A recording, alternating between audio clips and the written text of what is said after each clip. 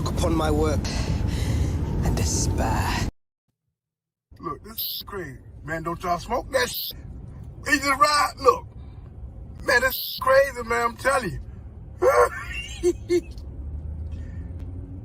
Just fighting in traffic, bruh. Look. He needs somebody to spar with. I go spar with this. Look, this is crazy. He tired now. Toby, and the light source is hitting the right side of his face. And I can't believe I'm about to say this. I never thought I would say this in my entire online career. But look closely at Toby Maguire's dick. Look closely at Toby Maguire's dick. The funny thing about the negabands on the TV show is that they're actually meant to be a big callback to the OG version of Captain Marvel, the very first version, who was a man called Mar-Vell, who did appear during the Captain Marvel movie in the MCU, but he was played by Annette Bening, so they changed the character just a little bit. What? What the fuck? But he was played by Annette Bening, so they changed the character just a little bit. Friday Night Tights! You're about to get frostbitten! Get him! Fasten your seatbelts, it's gonna be a bumpy ride. All you geeks and gamers better stop jerking off to me, okay? I smell like burnt hair and Julie, and that isn't stopping you. I fuck you like you're retarded because I think you're all retarded. I see the chat. I see you in the chat. Hit an F right now. Jerking off to your girl. Frostbitten. Go, Frost! Now press F if you're not jerking off. Frostbitten. Go, Frost! Friday Night Tights. Get him! Frostbitten. Go, Frost! Now press F if you're not jerking off. I see the chat. I see you in the chat. Hit an F right now. Jerking off to your girl. I'll wait. Weird! Do not come. Do not come. I'm gonna come. I am not qualified. Go ahead. Make my day. Get him! Call me Beaver Barbie. Bitch, you're that goddamn ugly. I jerked off to the dislike ratio. I'm not hot to you. No. No. What in the heck did I just walk into? Wow. People keep confusing me for prepubescent Justin Bieber. Someone in the chat called me Eminem mid-transition. Frostbitten. Go, Frost! Now press F if you're not jerking off. Frostbitten. Go, Frost! Friday Night Tights. Get him! Frostbitten. Go, Now Frost! press F if you're not jerking off. I see the chat. I see you in the chat. Hit an F right now. Jerking off to your girl. I'm standing up for all the women at G4. Emily, Abby, Megan, Joe, Jake, Zipper, Pockets, Scissors, Tape Dispenser, and Filing Cabinet. X-Ray girl, she is a beautiful young Oriental. X-Ray girl, Give me cock. Ask them the price of cock. X-Ray girl, it's this for you to stroke your chopstick to. You don't like it? Go somewhere else. Peace. Right now.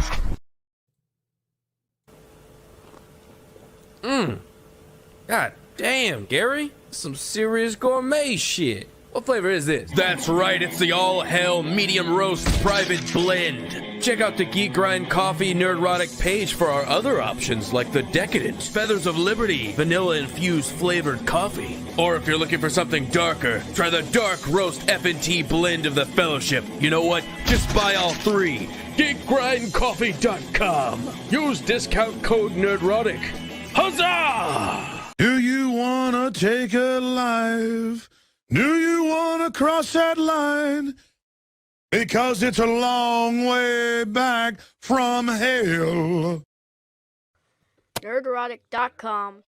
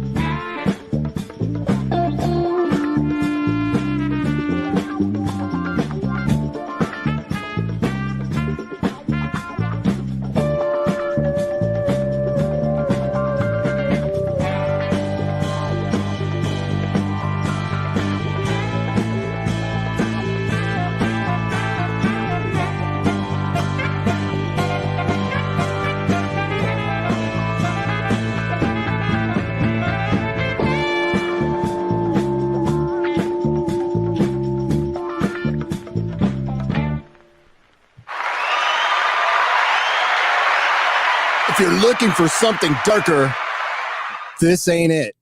Maybe we'll do that again. Hello. Maybe we need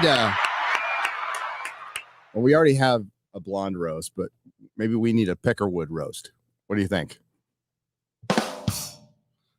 Hey, what's up, everybody? It's been a while. It's been a week, and yes, we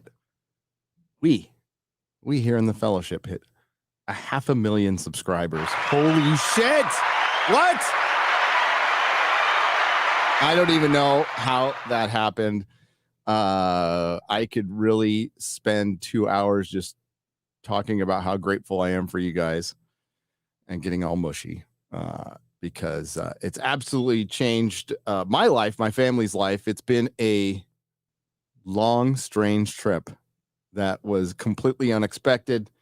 This whole thing started out as a therapeutic exercise for kind of restarting my life. It had gone to shit. I had to sell my comic shop because I fell off the wagon. I'm like, I still want to talk about nerdy stuff because I miss talking to people at the comic shop. So I'm going to just talk to myself in a podcast. A couple of friends and helped me out in the beginning. And it was just a couple of podcasts that went up on iTunes that nobody listened to like twice a month for 4 years. And then we found out that it was easier to record on this thing called a live stream, which I didn't know people were watching. And we had this poor guy named Brian Smart was trying to get our attention for weeks in the live stream chat. I didn't even know it was there. So yeah, it's been a crazy journey, but none of this happens without you guys. You're fucking amazing.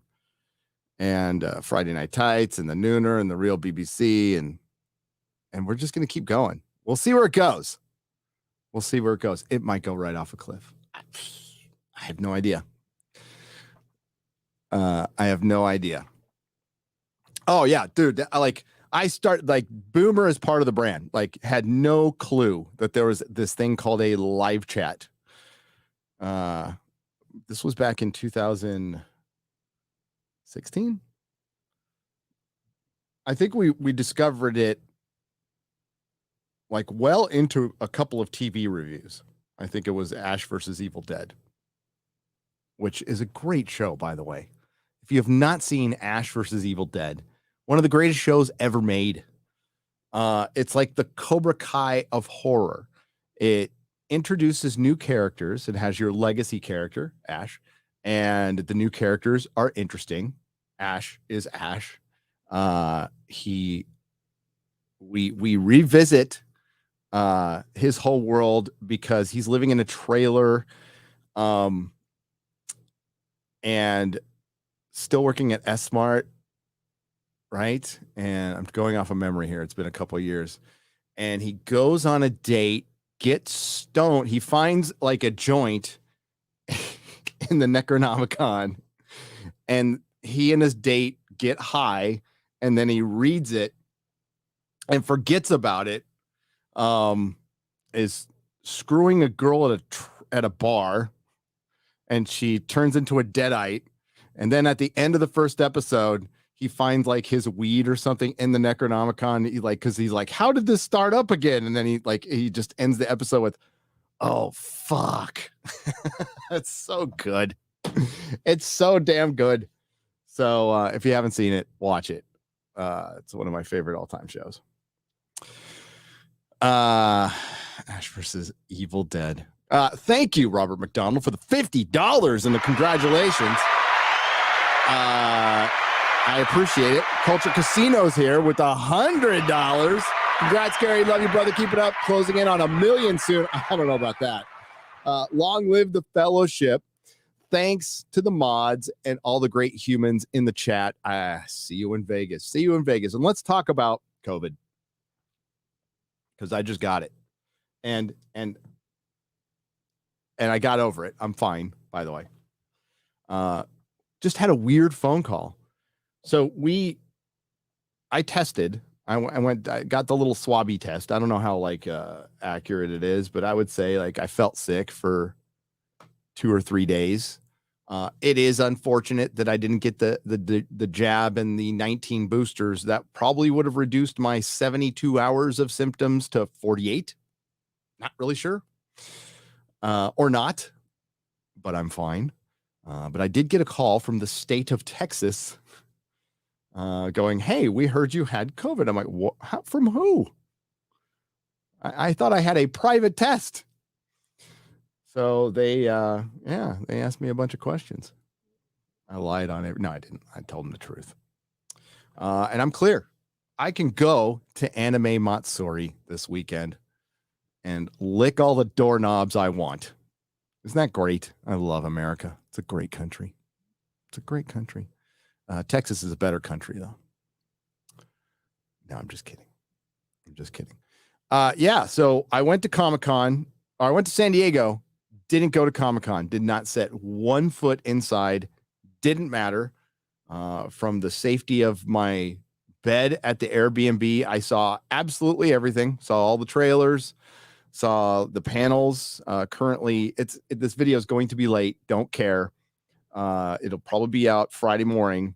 I will give you my thoughts on the Comic-Con panel and a certain article that called all the fan arguments stupid since the release of the San Diego Comic-Con trailer. It put all of those fan complaints to bed. That trailer that was filled with repeated footage and original characters and definitive proof that it has two Tolkien, I hate to say this, legacy characters meeting who never met in a land where one of them never went. And then they have a Thelma and Louise orc slaying adventure, which is purely fabricated, which is what this entire show is. Purely fabricated.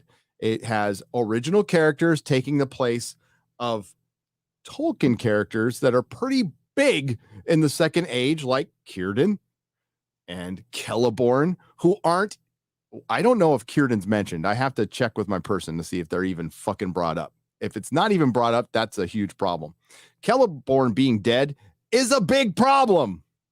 Now, there was a time when Galadriel did separate from Celeborn, and she might have thought that, but she would have been with her daughter at that point, which we have not heard a mention of either.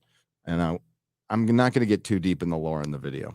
I just talked about that with Garrett. I'm not going to get into the weeds. We're just going to prove beyond a shadow of a doubt that trailer proves that Amazon's full of shit and the fans have been right from day one. And they know that. And that's why it's ratio after ratio. And we're going to take a look at the comment section of the latest. I don't know if you guys are aware of what's going on in the comment section for the San Diego Comic-Con trailer. It's fucking hilarious.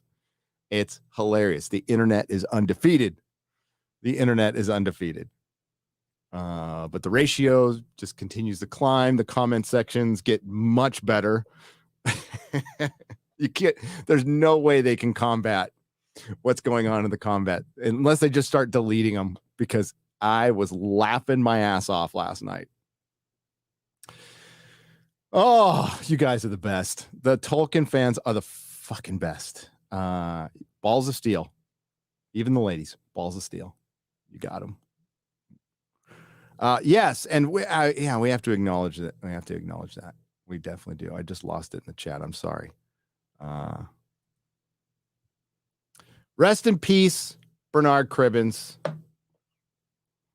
Rest in peace, sir. 93 years old. He died last night for us during the day, and just absolute legend. If you're a Doctor Who fan, you know this man. So, it's a bummer he's gone. I guess he was in. They did get to shoot a little bit in the 60th anniversary, so he's going to be in it a little bit, and that'll be the last thing. But he was so fucking good in Doctor Who, so good. So yeah, British legend. Rest in peace. Yeah, we lost David Warner too. David Warner. Tron, and one of my all-time favorite movies, Time Bandits. One of the greatest movies ever made. I would say like it was Time Bandits and Blade Runner, the two movies that just like it's leveling up from just like, you know, the pop culture. Like I understood film as art when I saw Blade Runner as a 12-year-old, a very impressionable 12-year-old, and Time Bandits as a very impressionable 11-year-old, which I had no idea had any connection to Monty Python, which I was watching on PBS and halfway understanding when I was 10. I knew there was a guy in it, but I didn't, you know, Terry Gilliam's one of my favorite all-time directors. And Time Bandits is just one of my faves. One of my faves. It's such a trippy movie. Oh, there we go. We'll be gentle. Marcus C. For 50 PLNs, Polish pesos. I don't know what a PLN is. Sorry, it's a peso. Everything's a peso. Even the American dollar is a peso now. Welcome to the recession, ladies and gentlemen. By the way, welcome. We've been in a recession. When they announce a recession, we've already been in it for a month. Just so you know, or two. This is my, I would like to thank the Academy. This is my third recession, I believe. Fourth. There was a recession in the 70s. There was a recession in the 90s. There was a recession. Yeah, this is my fourth recession. It's my fourth recession. We'll see if we survive this one. My first super chat. I found you after watching The Last Jedi. I am not a fan of anything, but I wondered after watching it if I was the only one who thought it was garbage. Then I met the Fandom Menace. That's Marcus C. That's where we all were at some point, right? Like that's how we all got here. So thank you for the 50 pesos. I appreciate it. I started even when I was like podcasting, I wasn't really the only YouTube. I would check out YouTube videos, but not regularly. It wasn't just a regular thing I did. But I started checking them out just to see what was going on in comics, and ran across your boy Zach and Captain Cummings and all the early the stage one Comics Gate guys. And yeah, it was holy shit. And then, you know, I saw The Force Awakens. And I'm like, I didn't like it. And I thought and everybody was loving it. And I'm like, all right, maybe I'm wrong. Maybe I'm losing it. Maybe my taste is gone. You know, I'm getting older. It happens. And I went and watched it again. I'm like, no, didn't like it. Didn't like it. Then The Last Jedi came out, and I did a live stream on it like a day after I saw it, and I called it an abomination, and it's an abomination. It was an absolute abomination. The fact that there's still people trying to justify its existence is relatively sad, and especially when the arguments against us were like complaining about black stormtroopers or Rey. No, Rey was just a nothing character. They vandalized Luke Skywalker, the hero of generations. They pissed on him. They pissed on Han Solo. That's what we're mad about. Still, there's not enough there with Rey to be even mad about. Like, she is nothing, forgettable, will not be remembered in any way other than maybe being in a bad Star Wars movie as a part of a trivia question in 20 years. Nobody's going to care. Disney has completely flushed Star Wars down the toilet. I don't even like the franchise anymore. I don't care. I hate Mark Hamill. Go fucking fuck off. I don't care. I don't care. Obi-Wan's gay. Oh, good. Make everybody gay. Do it. We'll find out in some comic book that the love triangle was between Anakin and Obi-Wan, and Obi-Wan was jealous of Padme. That's what we'll find out, I'm sure. Who is going to be at Anime Matsuri? Well, I'm going off the top of my head. Nick Rekieta, Eric July, Yellow Flash, I think, is going to be there the first couple of days. I don't know if he can stay the whole weekend because he's a new dad. And he's being responsible. I don't know if Tug's going to be there. I think Tug's going to be there. Jeremy, Ryan, Drunk 3PO, the most famous under 100,000 subscriber YouTuber on the planet. Quarter Black Garrett, yours truly, and some other folks. But there's 2 panels, so I'll be there Saturday, and it's a panel, I think a YouTuber panel at 1, and then a Friday Night Tights panel at 3. And Ryan hooked a lot of that up, so thanks, buddy. I'll be there Saturday. I'm leaving. I'm gonna do Friday Night Tights from here, and I'm feeling better. I don't want to push it though, because I want to be right as rain for Vegas. And if I'm gonna get sick, I would I prefer to get sick at San Diego and not at Vegas. So I'm glad I got it out of the way, and we're gonna go and have a good time at Vegas. This time we're gonna go to Meow Wolf. We're gonna go to Meow Wolf and have some fun. So, I mean, this is just an impromptu live stream. Obviously, we have Friday Night Tights tomorrow. We're going to hit a lot of the subject matter, including the Rings of Power. We'll maybe go over some Q&A video here that's heavily ratioed and has this.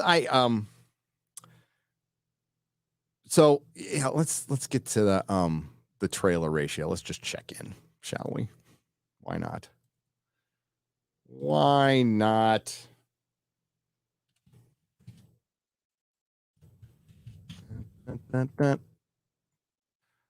We've got that. Where'd it go? There it is. Checking out that Samaritan trailer. Didn't look too bad. Oh, for fuck's sake.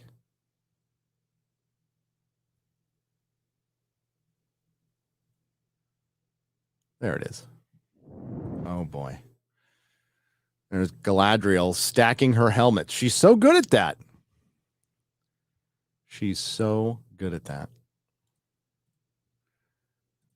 Currently,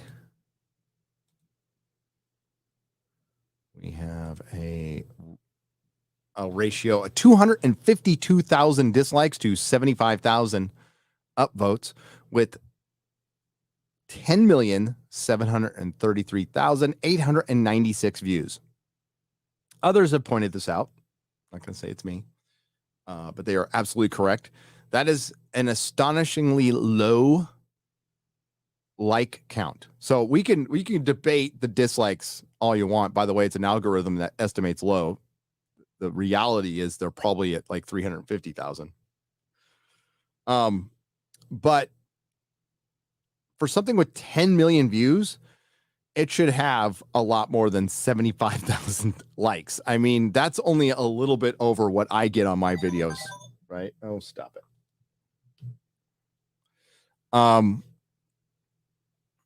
And this is a trailer right after another one that just got equally ratioed. We'll see what this climbs to. This is not a trailer. This is a teaser. This does not tell you a story. You know what? Out of all the trailers I saw at San Diego Comic-Con, and I watched them all, I guess the best ones I saw, the only one I think I saw that I thought was decent was the House of the Dragon trailer. That's right. I can't believe I'm fucking saying that. But it tells you a story. It tells you what the show's about. Might not like it, but it tells you what the show's about. The sets look better. The armor looks better. The cinematography looks better. Everything looks better. Costuming looks better. Yeah. Like they spent 30 million an episode, and Amazon spent minimum almost 60 million an episode. 60 million an episode, and it still this totally looks like green screen, by the way. This just looks like green screen. Here. We thought that the war at last was ended. The war. At last. At last. I love gold. Was ended.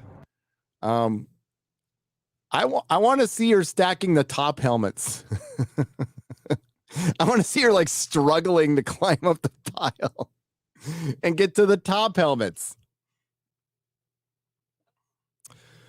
Battle of Sudden Flame, I'm guessing. The thing is, like the War of Wrath that like ended the First Age, and the battle, like all that was over years and years.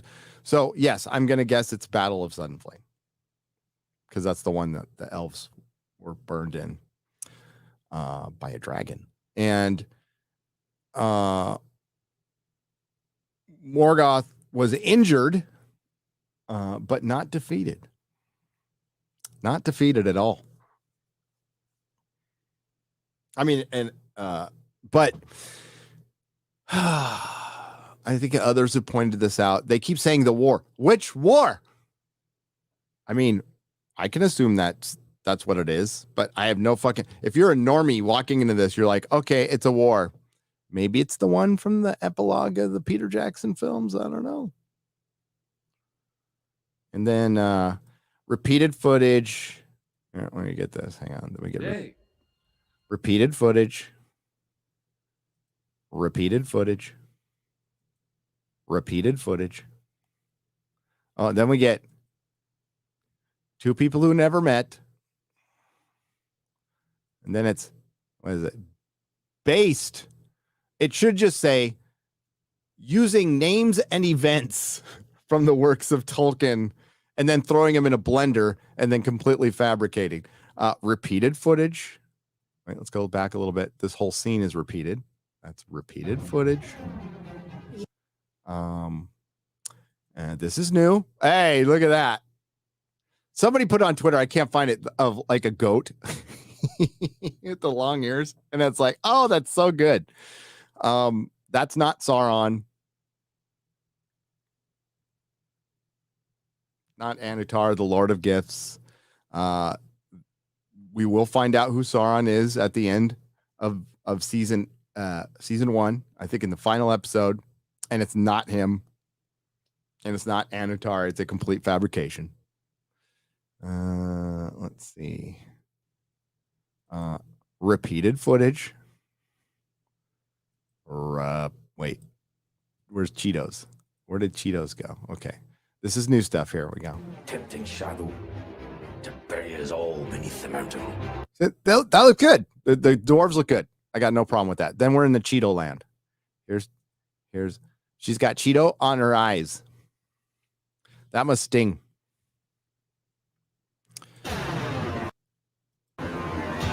This is, I believe, so all the I've been described the videos or the episodes. I haven't watched them, so I believe this is from the penultimate episode where there's a volcano or some shit. Disney Castle. There's diverse boy. Have you heard of Sauron?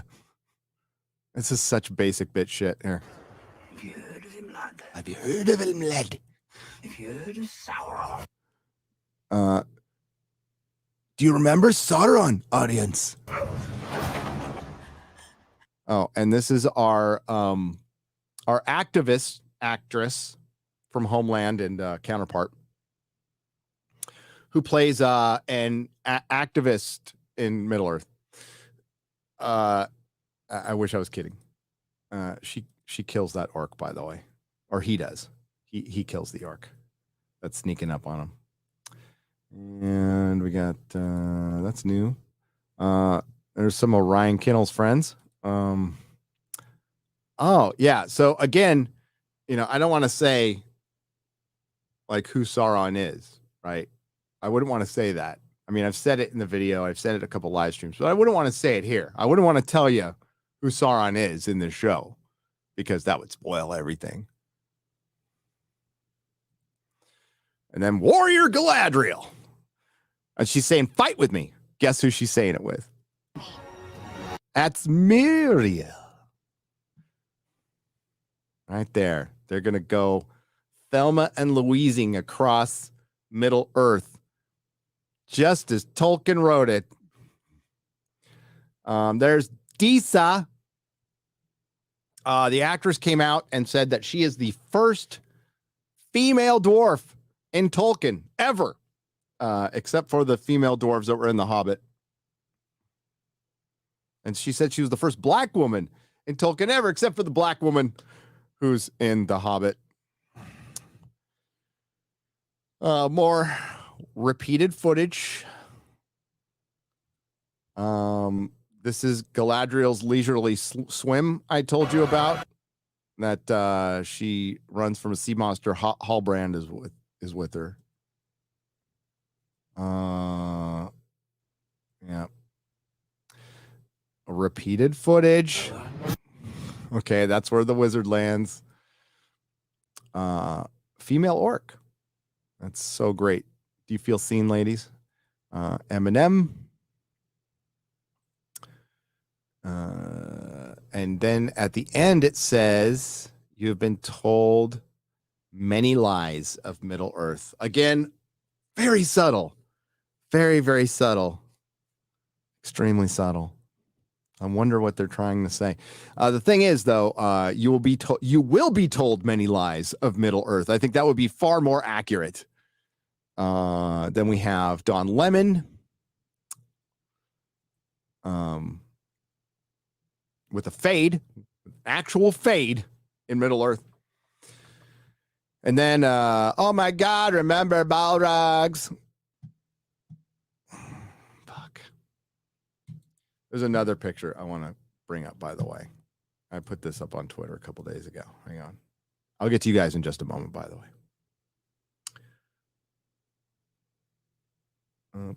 Boop, ba-doop. Where is it? Where is it? God, I'm starting to tweet like a fucking 14-year-old girl. There it is. This is the word. Oh my God. What is that? All right. So we know there's a Sylvan barbershop. Celebrimbor went to the salon in Aregion, the Aregion Salon, where they apparently have Aquanet and blow dryers in Middle Earth. So JD Payne or Patrick McKay were asked specifically by the Pfizer shill scumbag Stephen Colbert at the San Diego Comic-Con, specifically like, why do elves have short hair? I'm spoiling some of my video. And did they go to the source? Did they go to a letter from Tolkien or the appendices or even the Silmarillion or something where Tolkien might say, hey, some elves have short hair. Sure. Nope.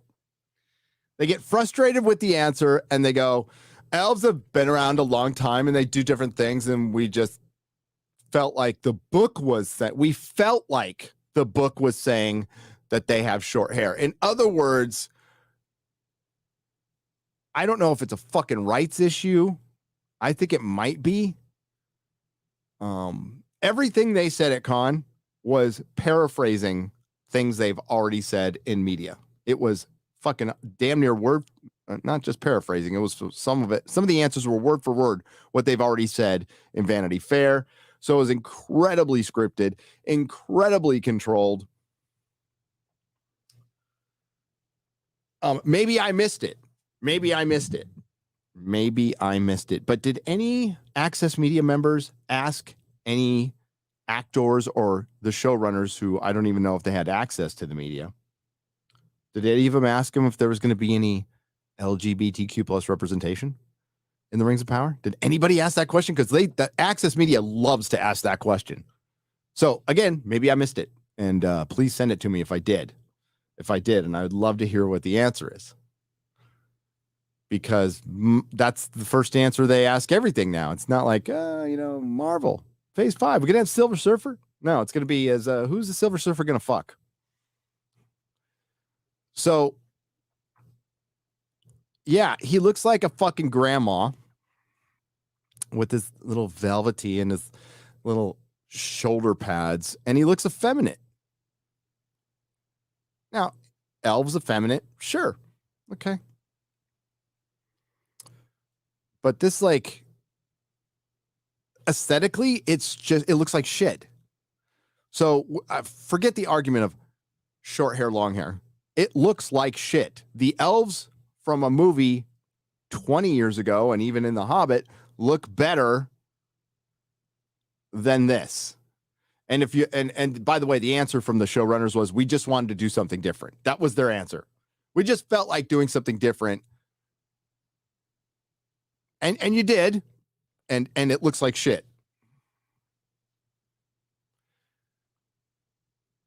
I would, Lindsay Weber said that dwarf women do have beards.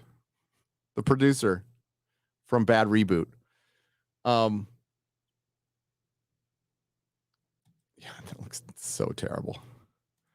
So terrible. All right, we're going to get to you guys. I've been dying to talk about that stuff, though. My wife's sick of hearing it, to be honest with you. She's like, thank God he's talking about it to somebody else.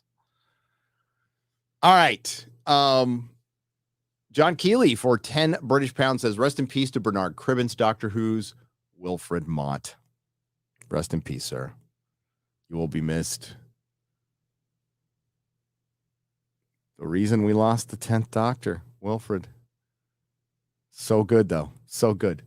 I've seen videos for Meow Wolf. Looks like fun, but also very trippy. It is. Zenny Biscuit for $5. The Meow Wolf, I went to the one in Santa Fe, New Mexico. It's really cool. Very trippy.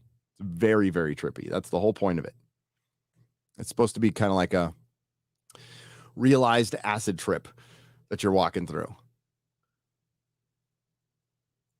Blue Tiger for $20 says, congrats, Gary, on 500,000 subscribers. Thank you very much. I appreciate it. I'm glad that Marvel didn't announce the Fantastic Forecast at San Diego Comic-Con. It's a temporary stay of execution. There's a slim margin of hope the mouse will be slain before it can't desecrate desecrate the FF. I think it's going to desecrate the FF at D23. Which is at Anaheim, probably soon. I don't know when it is.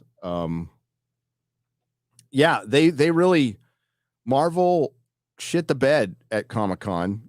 It was hilarious how they abruptly ended a Phase 4 with Wakanda Forever. Wakanda Forever. Namor. Oh, God.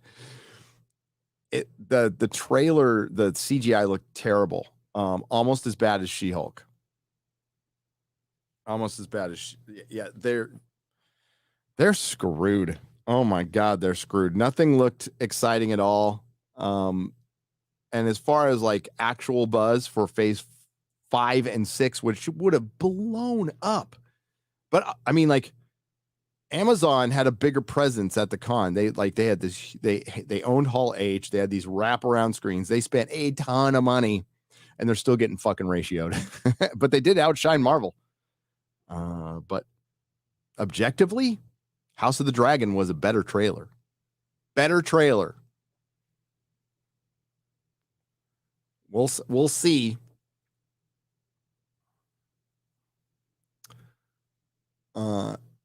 Sean Zamir, you don't have to. Why are you apologizing for being late? Unless you're apologizing for me, and that's okay. But you don't have to apologize for being late. So sorry I'm late, guys. What are you doing? You know where you are, right? The Arch Spartan for 50 Canadian pesos. Thank you very much.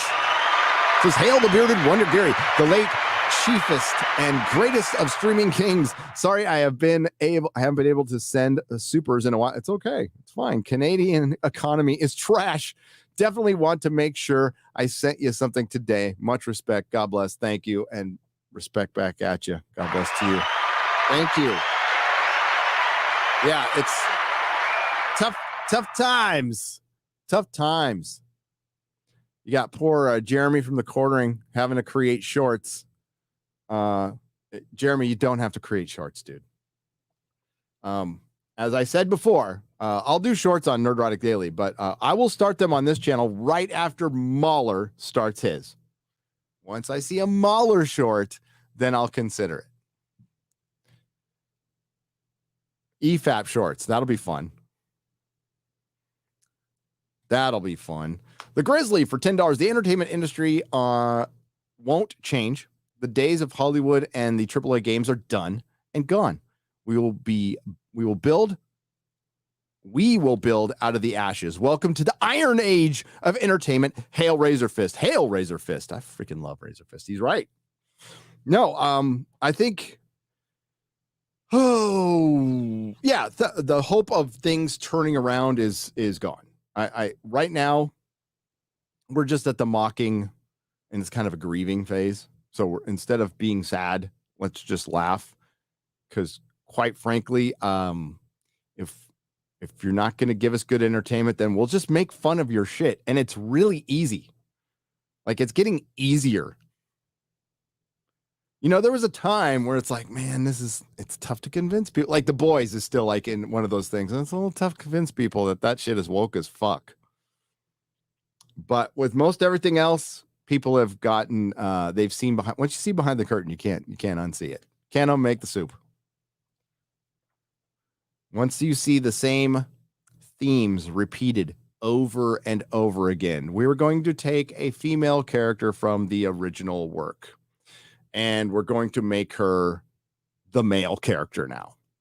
So we're going to have Galadriel steal the valor of many men, including her husband, and then keep her husband out of it because we don't want to rob women of their agency, and we're doing that by making them men. Makes perfect sense, right? No, it doesn't. Hollywood is filled with simpletons. Simpletons. That's why I try not to get on the actors too much. Except when the actress who's playing Disa says, "I'm just there to see myself." Well, you'll be taking up a lot of the screen, lady. Mix in a salad. Mix in a salad. It's not good for you. All the billboards telling you that you have a summer body are not going to make you live longer. 55, maybe 60. That's about it. With a bod like that.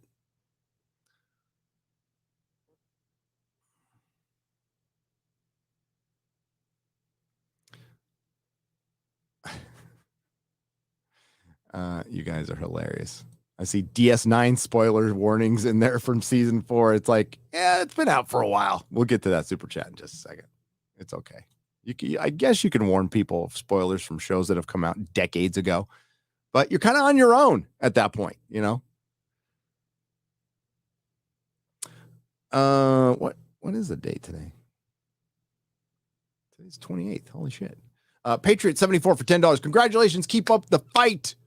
Down with Disney. Oh, they're going down.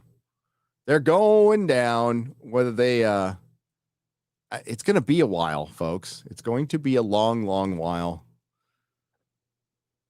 But their stock is going down. We are now in a recession.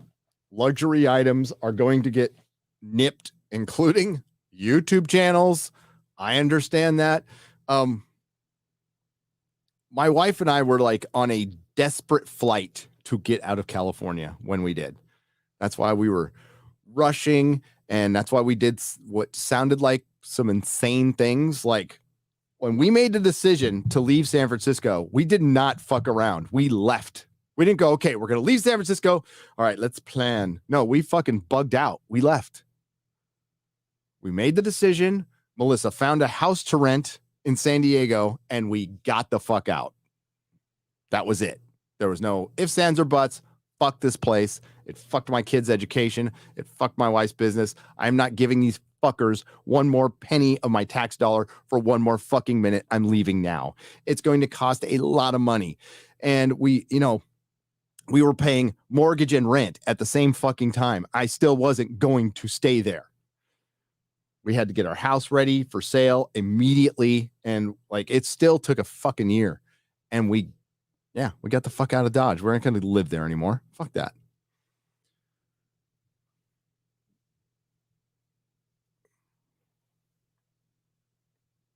It's the way we live now. And and the reason was this. We saw all this shit coming. Like, you all did. You can't like turn off an economy for over a year and expect there not to be consequences. But the news said it wouldn't happen.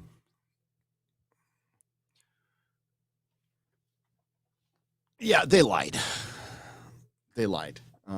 It's simple economics that a guy who's been kicked out of 3 high schools could fucking figure out.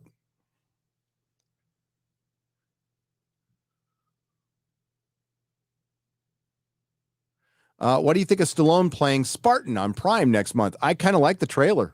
Bull Durham for 5 Canadian pesos. That was all right. I like Stallone. I'll probably check it out. It's like we're getting here's what I suspect is going to happen with the Rings of Power, because I've been asked this question a couple times, and I think it's a good question. And roughly the question goes, do you think they're realizing their mistakes and they're going to fix them later on? I think yes, largely they're going to try. A lot of what was produced in 2 years ago. It was written with 2 years ago's mentality, like general mentality. And they're committed, so they can't cancel this fucking show. So they better change it. And well, they left New Zealand because of their fucking crazy COVID restrictions. They're moving it to London, which is going to delay the series. It's not going to, like, season 2 is not going to come out for 2 years. Easy. So they're going to have a shitty first season, and then they're going to have to just sit in it for 2 fucking years. Nobody's going to watch it. They're going to take a massive bath. And they either change or they don't. Maybe they do, because they're a bit schizophrenic, with certain things. We'll have to see that. I think as long as Lindsay Weber is there, the producer from Bad Reboot, it's going to suck. Now, if we hear maybe in a couple of months that the showrunners are fired and Lindsay Weber is fired and they bring in some like competent people, maybe.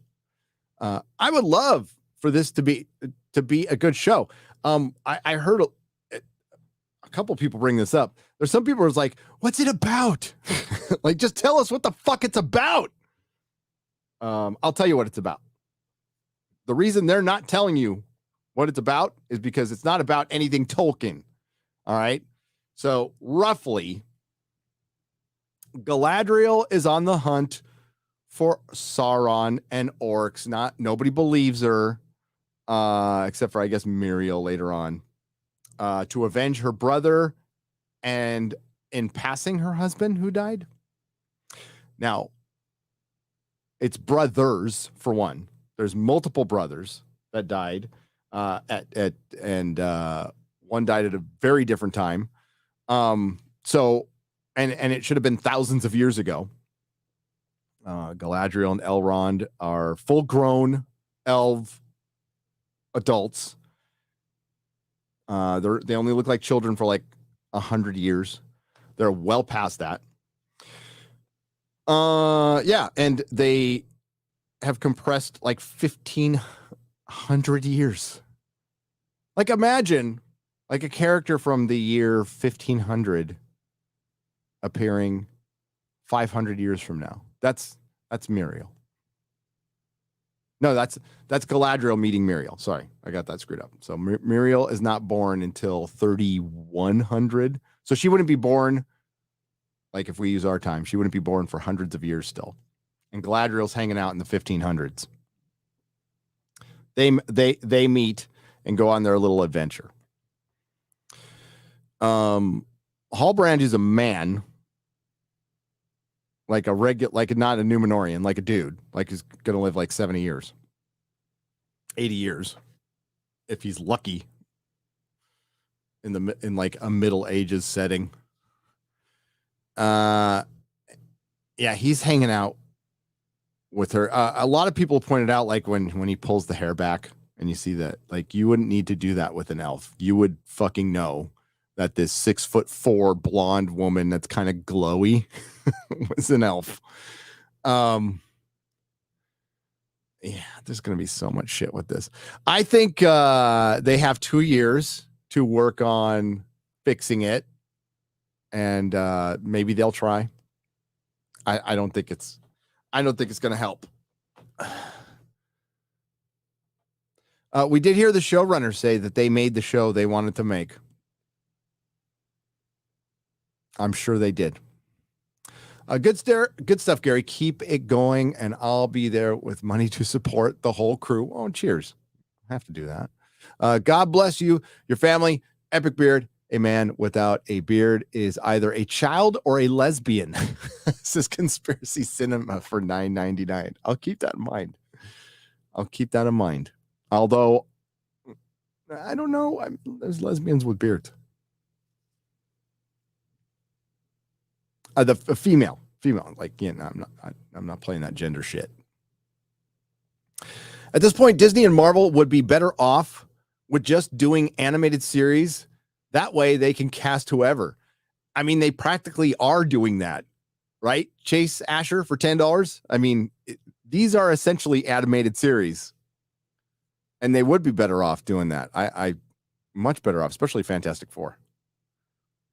The Grizzly for $10 says the entertainment industry. I read this one already, and I read that one.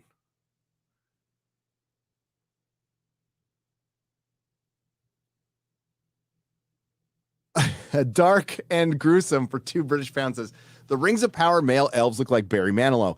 That is so true. So true. Oh, Legion of Memers. Go get them. That is so good. That is good.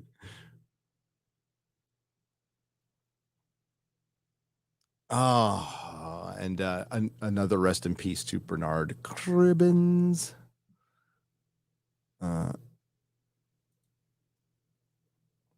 We got Ozzy's Robots for $50. Thank you very much. Says congrats on 500K opening a heavily vintage sci-fi themed museum. In Jacksonville, Florida area this September, with the rarest of toys in the world and some more. I hope you and the FNT crew can attend the epic grand opening. P.S. What's your shirt size? Large. It's in September. That's going to be very difficult for me to make. September is Rings of Power month. I've told everybody, just don't make plans that month. But I send me the info. I mean, I if anything, I'll shout it out. That sounds awesome. I would love to see it someday. Maybe in October when I'm in Florida. I know Jacksonville's like a ways from Orlando, but maybe I'll drive around a little bit. And congrats. Jacksonville, Florida, one of the largest cities in America, like land-wise. I believe it's 85 square miles. Correct me if I'm wrong on that one. I don't know why I know that, but I know it. I'm going to refresh this.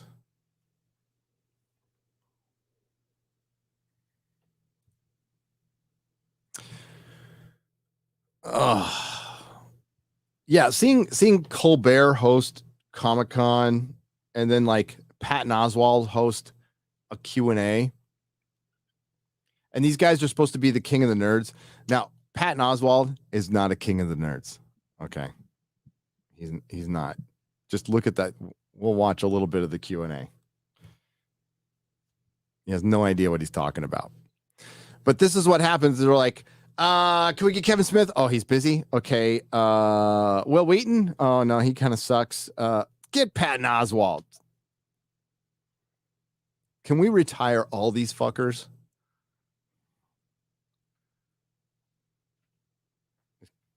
King of the fucking shills. That's what they are.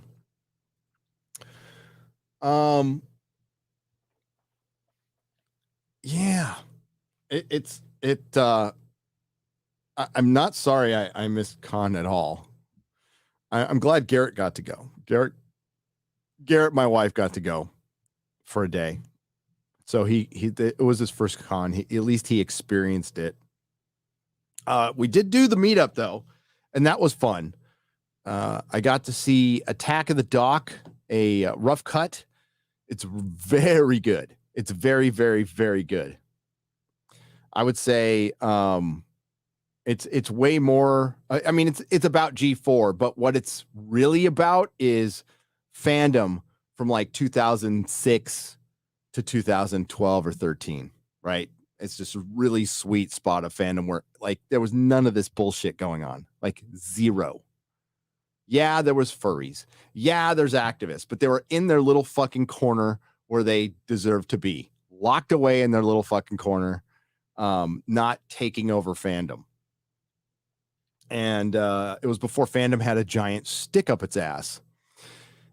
And shit was fun. So, and I know some people were at the dock and they came out and they go, I didn't even know G4 existed. and I guess a lot of people didn't. I remember Tech TV because some of the people like shopped at my store when it was in San Francisco. But when Attack of the Show took over, it's like, that's what we watched every fucking night. Like we talked about it every day. I remember being at Comic-Con, walking behind Olivia Munn as she's dressed as Slave Leia. And I'm with the director of Fanboys. And we were both just like looking at her ass. That's what we were doing. And just talking about like how great Comic-Con was that year. We're like, man, it's good. Life is good. Little did we know what was to follow. Was it worth it? You know, you get that Thanos meme. Was it worth it? Was it worth it to sell to Disney? No, it was not worth it. It cost us everything. And now we have bad reboot idiots still working. I mean, like how? Like Warner Brothers has got to feel pissed. They gave fucking Jar Jar $500,000 to do nothing. Make a woke version of Batman the Animated Series. Great. What a fucking hack. And his disciples are out there just fucking slaying franchises. Kurtzman's out there still pissing all over Star Trek. I know Robert Meyer Burnett's trying to convince us all that Star Trek Picard season 3 is going to be great. No. I saw Raffi in that trailer, and I saw an angry lesbian 7 of 9. And yeah, it just looks like more of the same old shit. Michael Dorn looked great. He did. Guy's fucking awesome. Worf is my favorite character. I'm rooting for the Balrog. Says Aztec 01 for $20. I am too. I am too. Yeah, by the end of Game of Thrones season 8, I was rooting for the White Walkers just to kill everybody. How do I say this name? Dijoke Altina for 10 euros. Thank you. Congrats, Gary. The spineless traitor of a grandson squandered his grandfather's legacy. So I say keep fighting, Gary. Fourth Eolingas. Also, does that mean Disa isn't dwarf then? Yeah, that's a good question. For one, she keeps on telling that her name is from the Legendarium. It's not. It's like Dees. was like Deese, something like that. There's a couple of characters that are like, what they did is they reworked names, or they're only in family lineages, but there's no description. So they're trying to claim that, and they're trying to claim that every original character was a repurposed name. That is just fucking a lie. It's a lie. That's the bottom line. Here's the bottom line. This is the bottom line of my next video, of every fucking video I've made. Bottom line, Amazon is lying to you. They know they're lying to you. They have shills trying to cover for them lying to you, instead of just coming out and saying it's loosely based on Tolkien, but we made up our own shit. That's honest. Why aren't they being honest? What are they trying to hide? Well, they thought Tolkien fans were dumb. They thought the fandom would be stupid. They thought the normies would just eat this up and they can get away with it like all the other franchises have. And they didn't. They have clearly failed at every single turn. And now they're backed into a corner. And they know it's shit. Just like Marvel knew the Eternals was shit. Just like they knew Thor Love and Thunder was shit. And Doctor Strange was shit. They tried to keep it all mum. Made you think a lot of things.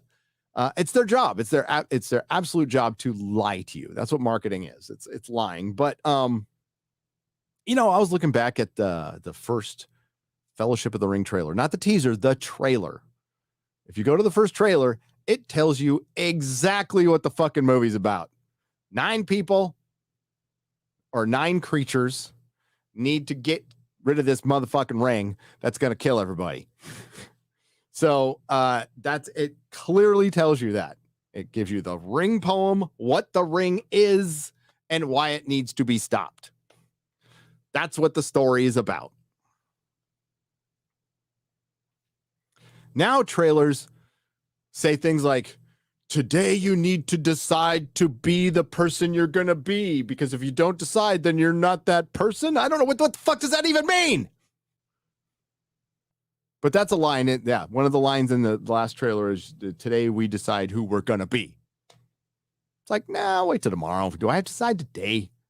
Do I need to decide today? Is it a pressing matter? And then what we always feared, Galadriel is coming. And then she touches a big ball. Palantir. And then you're told that you've been told many lies about Middle-earth. We will be. But it doesn't tell you what the fucking story's about. It doesn't tell you anything. They haven't told you anything. They've repeated what they've said in articles over and over again because they know they're losing. You can, if you haven't watch, I highly recommend find it on YouTube, go watch the showrunners doing the Q&A, right? Like, they can be charming. That's fine. But you can feel the weight of the fandom. Like, even Colbert brings up stuff. And gets them on a couple of things because the guy does know his Lord of the Rings. He also knows his Pfizer. I don't know if he knows Lord of the Rings as well as he knows his Pfizer.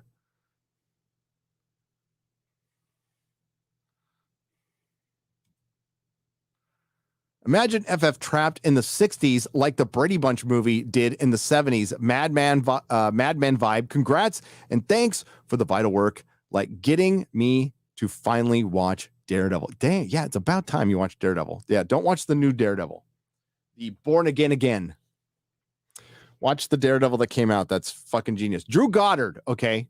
Drew Goddard. That's why that show was fucking great. And he will not be involved in the new one at all in any way, shape, or form. And thank you for the 20 Canadian pesos. I think the Fantastic Four definitely should be the 60s, and they should reset the Marvel Universe completely, which I think they might do.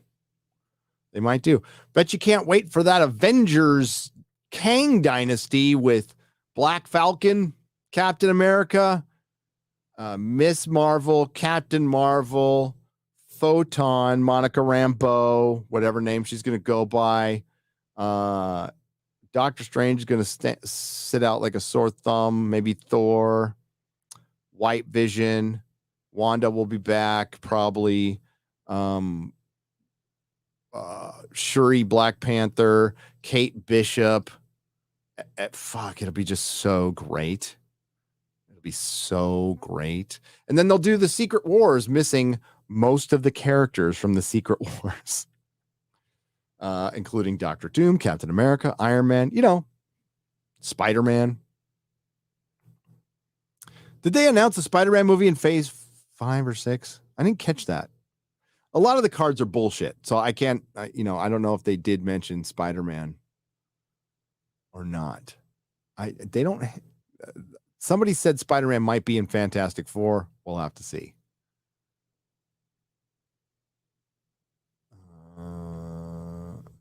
It's beyond shameful that Tolkien's grandchildren's. Oh yeah, I read that one. Yeah, fuck. When he came out and like, that makes everything okay. We gave a descendant a bunch of money to say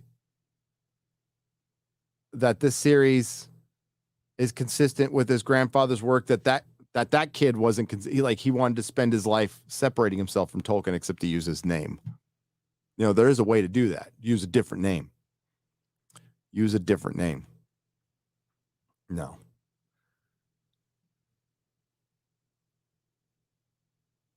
Christopher Tolkien wouldn't like this. J.R.R. Tolkien wouldn't have liked the Peter Jackson films, okay? Too much of an emphasis on battles. That's what Christopher said, too.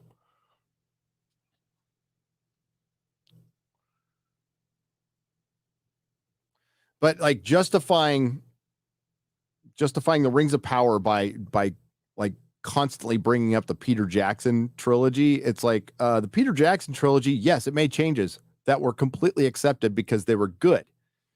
But these are fundamental changes you're doing. Like, you're not just giving Arwen a little more screen time. By the way, something the OneRing.net wouldn't shut the fuck up about back in the day. Over Glorfindel. You're giving Galadriel a character that everybody likes, and you're making her a dude, and you're giving her things to do that she never fucking did. And honestly, I can't say she's stealing glory from other male characters because most of her shit is just completely made up. It's completely made up. We'll find out in a little over a month. A little over a month.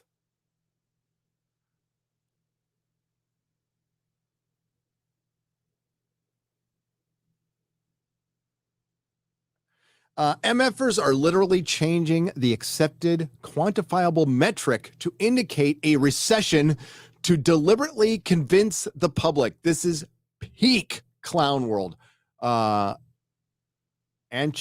Rayo, did I say that right? I'm sorry. Thank you for the $5. You are.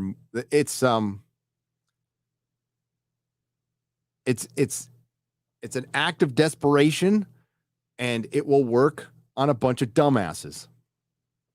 But you can't change the definition of recession. You can't. They can try. It's going to be a bloodbath in November, metaphorically speaking. It's going to be a bloodbath, and they know it. So, yeah, monkeypox. Monkeypox is now a health crisis. I am not too worried about it.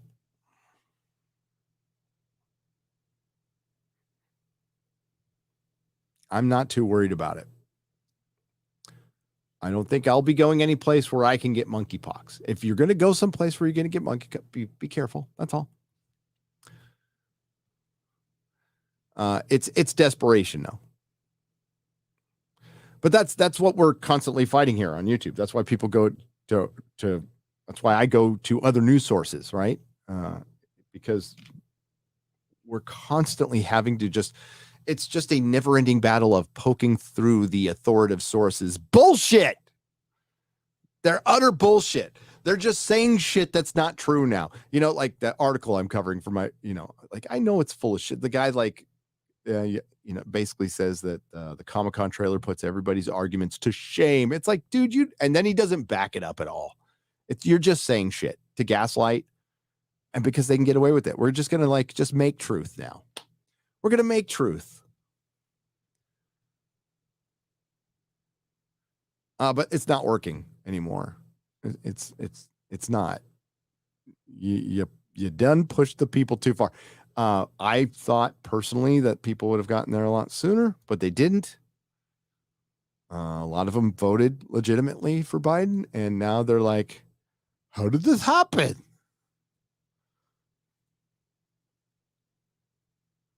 And there's a point where I don't even want to tell you. I think I'm going to let you find out for yourself. Let's play the tape all the way to the end. Shall we? Shall we? Let's see where it goes. And maybe you'll learn a lesson, It's like if I tell my kid, I can talk until I'm blue in the face. Kid, don't do that. And he's not going to listen to me. My son will not listen to me just because I said it. So I'm just going to not say it and let him make his mistake and go. You want to talk about it? Some Norwegian guy for 549 Norwegian krona. Holy, that's a lot of krona, pal. Norm MacDonald, by the way. Rest in peace in that avatar. Miss Norm. Congratulations on 500,000. Happy for you, an FNT guest suggestion, comedian voice actor Josh Robert Thompson. He was Jeff Peterson, the skeleton sidekick on the Late Late Show with Craig Ferguson. He's a funny dude and does a great George Lucas. We'll get it to X-Ray Girl. Absolutely. Absolutely. Especially if he does a great George Lucas. Thank you, some Norwegian guy. Cheers to you. Woke pox. Yeah, I think it's woke pox. I think that's good. What did Tucker Carlson call it? Because they were talking about renaming it, and he called it like Schlong COVID or something. Schlong COVID. Hi, Gary. Why Elrond is trash talking the future mother-in-law in the trailer? In the one before that. Yeah. I might have misspoken that. I think I said grandma. I meant to say mother-in-law. I just can't catch everything. But why is he talking to his future mother-in-law like that? And then why are they, no, you didn't. Yes, I did. No, you didn't. Yes, I did. No, you didn't. And they're like, that is so Tolkienian. You have not seen what I have seen. I love gold. I'm going to make fun of her accent forever. He has, but oh well. And he looks so young. You would think they would try to find, kind of like they did in Peter Jackson's trilogy, like timeless, ageless actors that might look a little older. There's definitely ways to do it, but no, they just found like two little pups.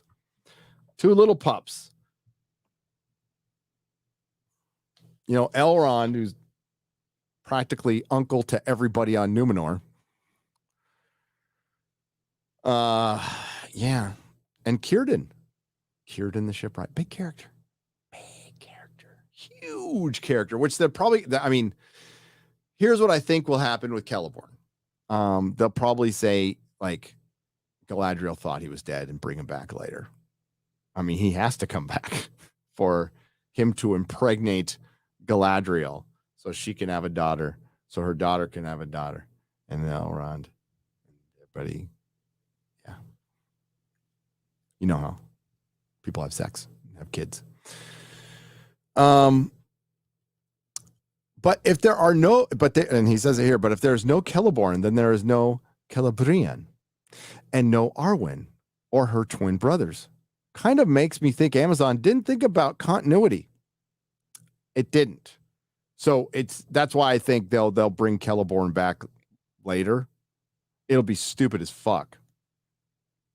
Now, again, there is a time where they are separated in the Second Age, and Galadriel goes through Moria with Celebrian, but she's not with Celebrian. So there's no mention of her. No mention of her at all that I know of. Again, I have to go over certain notes and talk to certain people because I have been getting everything just on second, third hand information. And I've gotten some stuff wrong, like Muriel is a regent. The king is suffering from dementia, not in a coma. Not in a coma. Sorry. I am going through here, scrolling down.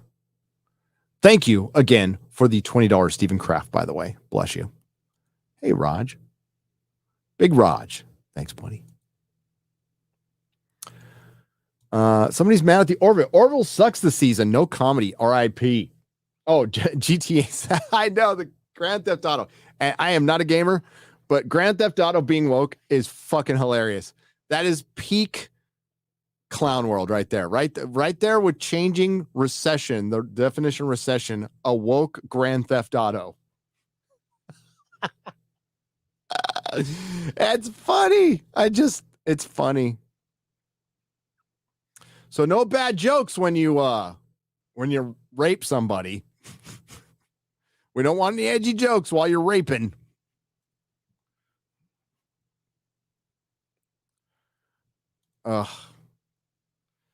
What's up, Max Von Priestley? Dude, did you hear about Mark Brooks calling the cops on Gabe? He did at San Diego Comic-Con. He did. What a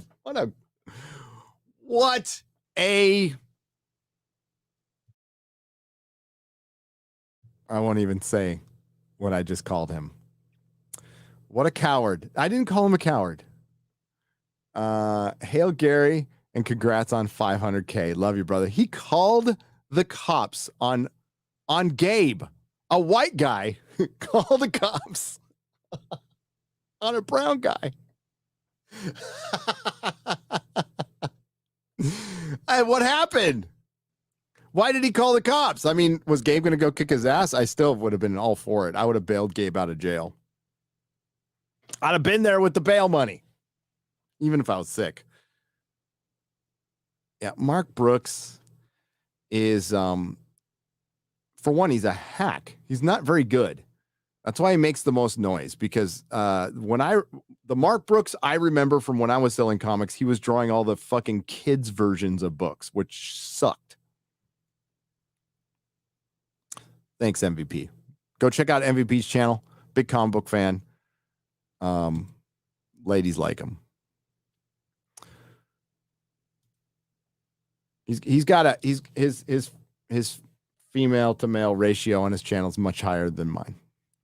Hey Gary, could you have Steven Crowder on Friday Night Tights? I think it would be hilarious. Ask Daniel Todd for $5. I would love to. Someday. We'll ask. We're gonna get Dave Landau back. We love Dave. Love Dave. We love Dave Landau. But yeah, like I'll try. We're trying to get some cool people on. X-Ray Girl's doing a good job. Cole Hauser for 15 Canadian pesos. Congrats, Gary, on your milestone. Thank you. Keep up the great work and fight the power. It's fun. It's fun. I do it because it's fun. I like to fight the power. I've been a little cantankerous rebel my entire life. So it's fun. Gary, have you seen the 3-part Lord of the Bling on Mad TV? So funny. Hail. Yes, I have.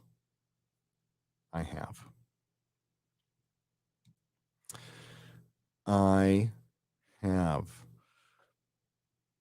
I also like the MTV Movie Awards where Jack Black has a cock ring and Sarah Michelle Gellar. I mean, it's not as good as the Spider-Man one, but Scott McKenzie, how are you? Thank you for the $9.99. How much did Colbert get for San Diego Comic-Con gig? And are FOF Prime paid site? And yes, they were told at a fan event that Celeborn would show later. Yeah, I mean, he has to. He has to. But so Scott, I don't know if you've watched all, and thank you for the $9.99. I don't know if you've watched all my videos and all my live streams, but a couple of years ago, I predicted, I'm like, I bet we're going to get a Warrior Galadriel with no Celeborn because we don't want anything taking away her agency, going on adventures fully armored in front of an all-female Numenorian army. And I was only partially wrong about that. And it was totally a joke. It was like, this is, I'm going to predict the most woke shit possible. And if it's 10%, it was like 75% right on my prediction. I mean, wearing a pink pussy hat would have been next, and I wouldn't be surprised if they have like a helmet shaped like a pink pussy hat. Why does everyone sound depressed already in the Rings of the Power world before any bad has even happened? Well, there's a meme. There's a meme that I'll describe. And it's got a woman about to shit on a plate. And a guy goes, "Don't shit on my plate." And then the woman goes, "How do you know it's going to be shit? Hasn't come out yet." Well, she's squatting with her ass over a plate about to shit. That's what Amazon's doing. So in other words, we've seen it. We've seen this before. This isn't my first rodeo.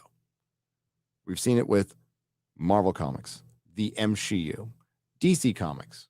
We've seen it with Star Wars. We've seen it with Star Trek. We've seen it with Doctor Who. And we've seen it all the way through. Didn't mean to rhyme right there. Please refer to my top 5 murdered franchises video, which really kind of goes over all of it. We've seen it with other films like Terminator Dark Fate. And oh, wow, Tim Miller came out and said he regrets calling the audience closeted misogynists. He realizes that that was a little antagonistic and probably not very good for your marketing. 2 years too late. And then killing John Connor in the first 5 minutes to make way for another female messiah who's also an immigration allegory. Yes, we have seen this many times. The worst example, probably the Watchmen TV series, which is White Guilt, the series, by the way. So is there a chance that the Rings of Power could be great? Well, I would say yes if I hadn't been given the description of episodes 1 through 8. And I can tell you, without a doubt, this is going to be shit. This is going to be shit. There are no Rings of Power in the Rings of Power Season 1. There are none. There are none. The big mystery is Sauron, who you find out at the end. It's Mystery Box Tolkien. It's Jar Jar Abrams fucking Tolkien. That's what it is.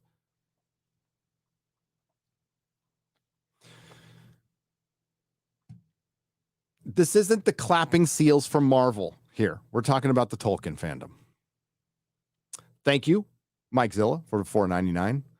But and like, hey, maybe you just check in once in a while. So I'm not blaming you. I'm not blaming you. There's people who might be new. Everybody's new at some point. But this ain't my first rodeo, and nor this audience is. Thomas TRW for $10. If you want good original storylines, play Lord of the Rings Online. They have original story, but still fits the lore and of the Legendarium game. Highly recommended. I am going to do that. I will. That's a little bit down the road. But I will do that eventually. And thank you for the $10.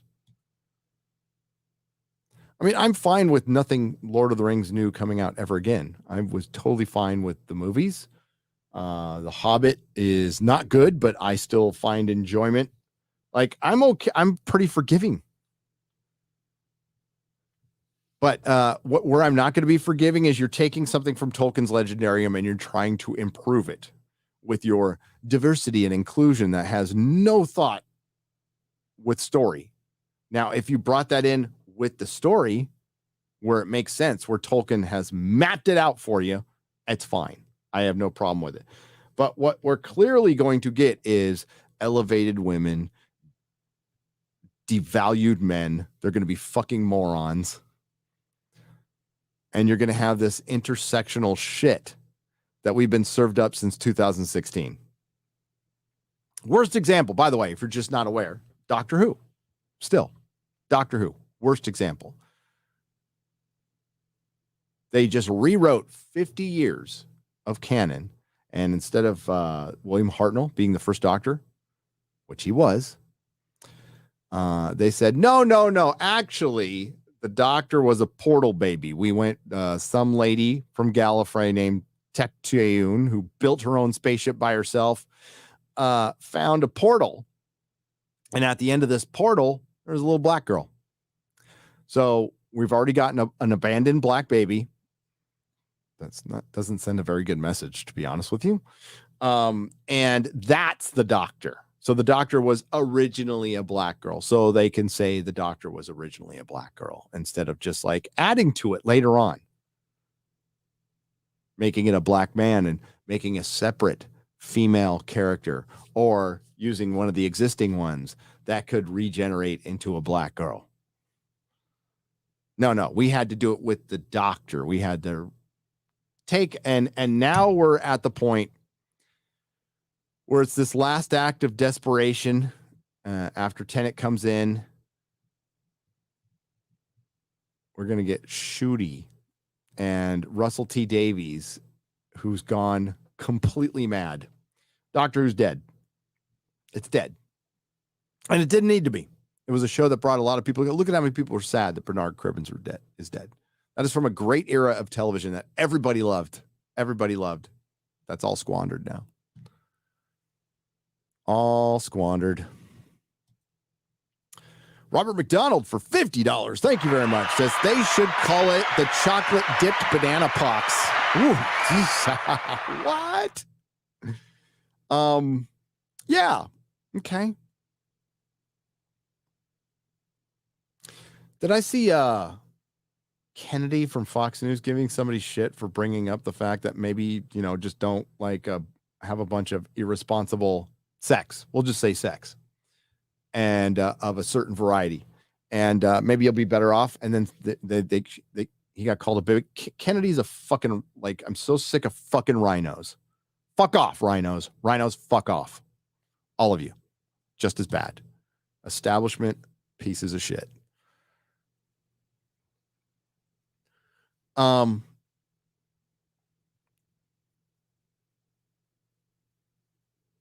Rhinos are clowns. They're fucking clowns. Wangs of Power, season 2, season 1 was just a dream. It says Shark Bait Radio Pictures for £5 British.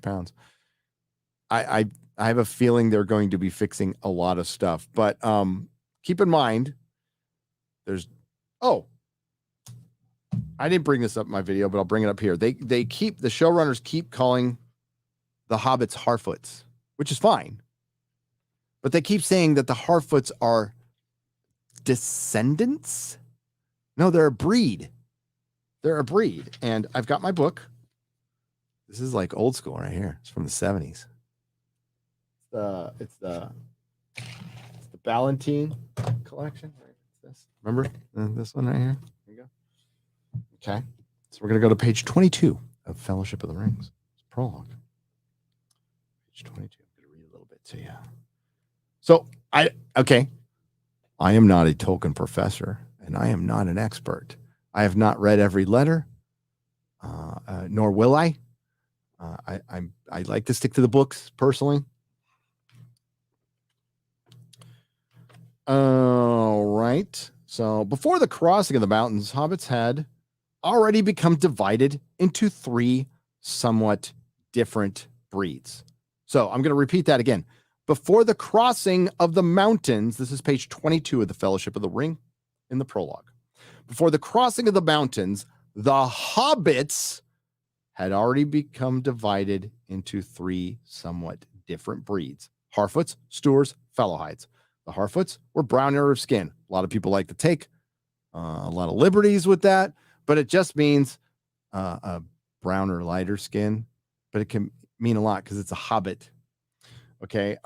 Later on in this, Tolkien does say that hobbits are basically descendants of ours, of men, since they use a lot of the language of men. The Harfoots were brown-haired skin, smaller and shorter, and they were beardless and bootless. Their hands and feet were neat and nimble, and they preferred highlands and hillsides. The Stoors were broader, heavier in build. Their feet and hands were larger, and they preferred flatlands and riversides. The Fallowhides were fairer of skin and also of hair, and they were taller and slimmer than the others. They were lovers of trees and the woodlands. The Harfoots had much to do with dwarves in ancient times and long lived in the foothills of the mountains. They moved westward early and roamed over Eriador and as far as Weathertop. While the others were still in Wilderland, they were the most normal and representative variety of hobbit, and far the most numerous. They were the most inclined to settle in one place and the longest preserved their ancestral habit of living in tunnels and holes. Now it goes on to say that that Hobbit history wasn't really kept till they went to the Shire, till they settled the Shire. But the showrunners keep calling them just Harfoots. They're not hobbits. They're Harfoots. No, Harfoots are hobbits. Harfoots are hobbits, according to this. Oh, so it says right there.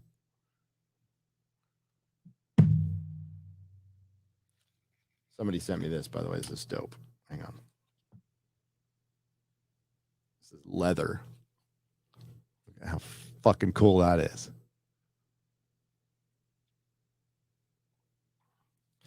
And I got like, that's awesome. I don't know what send it though. So like speak up or email me so I can thank you. This is so freaking rad. We're going to frame it. All right. I digress. I think it's a rights issue. I mean, I don't know. I don't care that much, to be honest with you, but they keep correcting it, and they corrected it at the Comic-Con too. So they keep correcting it. What do we got here? Holy cock, K-Biz, $300. The hell? Let's see if I can highlight this, K-Biz. I'm going back up there. Hang on. I've been babbling. There you are. K-Biz. Did not have to do that. Congratulations, Gary. Keep up the awesome work. Good, sir. You have a fantastic thing going on here at Nerdrotic. Thank you. It's a lot of fun. Thanks to you guys.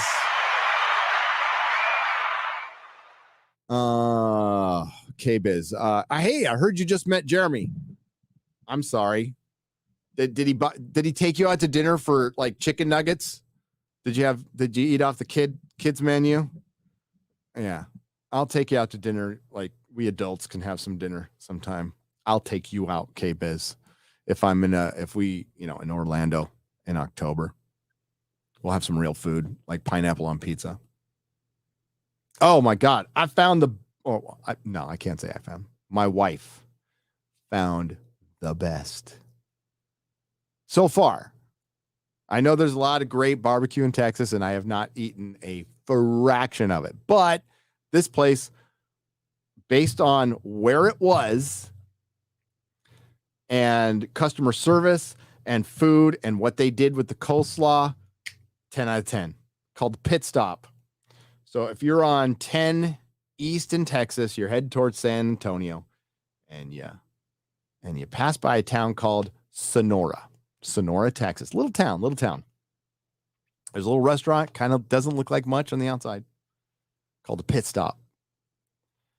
It was fucking awesome. It was awesome. So I had a pulled pork taco. Holy shit, was it good? Holy shit. And they put pineapple in their coleslaw. Oh, it's so good. And there's a sweet little old lady who works there, and she was really nice.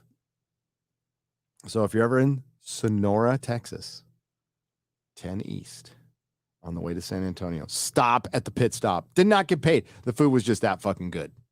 It was just that fucking good. Thank you once again, K-Biz.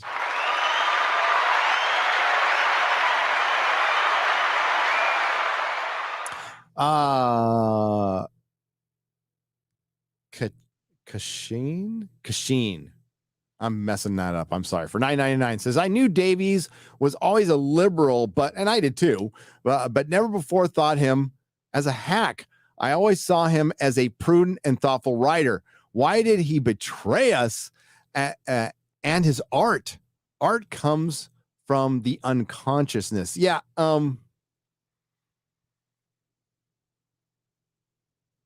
I think what you're seeing on display is the divisiveness that like the entertainment industry and the state and the system have poisoned our society with over the last 6 years, has poisoned even the people who have been some of the best of us.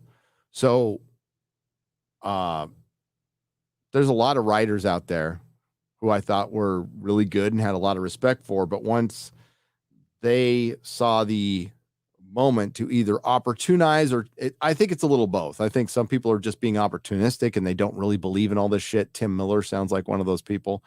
Jonathan Nolan sounds like one of these people. He's just like keeping his wife happy. And then there's Russell T. Davies, who I think has just become more radical. You know, he's also a product of, I mean, like a socialist experiment that's just run its course. The BBC. State-funded things are bad. Now, the state is always going to tell you that privately funded things are bad, but at least there's accountability until they get too big and they start cozying up to the state, like big tech. But your mom and pop shop, they sell you something bad, you can go there and say, you sold me something fucking bad. Replace it. You know, do something. With the state, can't do that. State, you're just up, you get what you get. Take a look at our Department of Motor Vehicles in California. It's an organization that doesn't need to be nice to you and isn't. It's a total fucking pain in the ass. And it's not modernized because it has no competition. And largely the workforce looks miserable as fuck.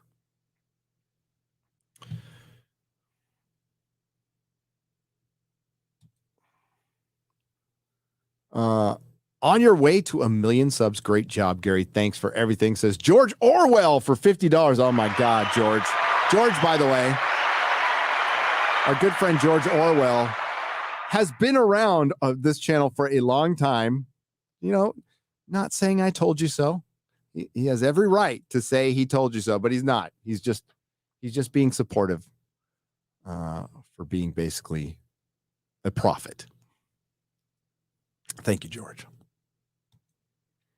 Robert McDonald for $50 says they should have called it chocolate dipped banana pots. I read that one, but I'll read it again. Congrats on 500,000. You know, the Orville is horrible this season. I would rather have tree panning done by myself than suffer more of this season. Rock on. Yeah, I'm behind on it, and it's been kind of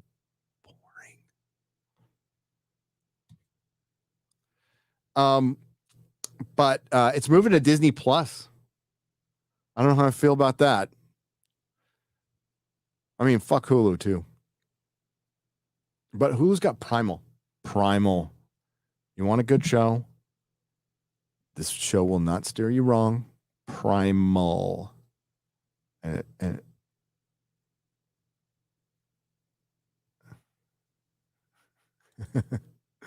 you're talking about my map.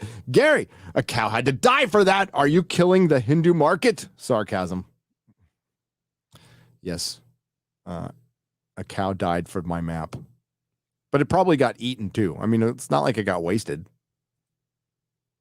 Joe Pickens says, "Hail Gary, congrats on 500,000. Any word on when Shad from Shadversity will be back on Friday Night Tights? Always love seeing Shad. I fucking love Shadversity. Everybody subscribe to Shadversity if you haven't already.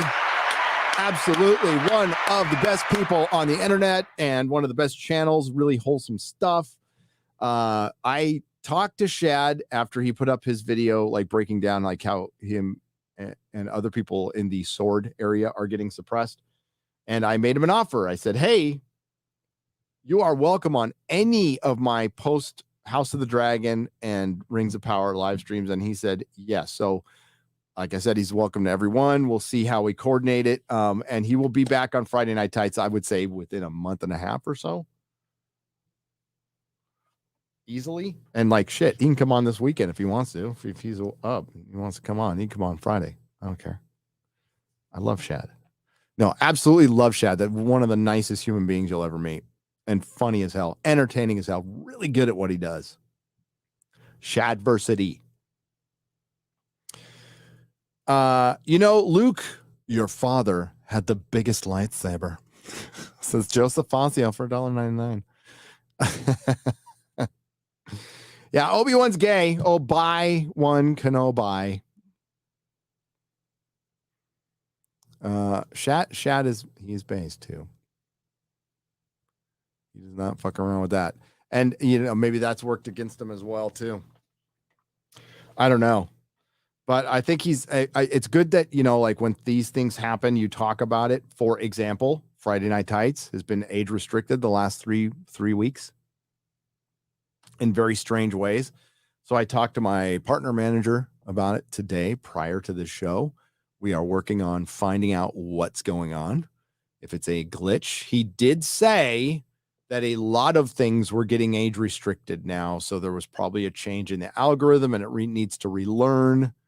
That's fine. It's just, it really hurts Friday Night Tights reach. You have to be logged in to see it. And quite frankly, there's no reason for it. There's none whatsoever.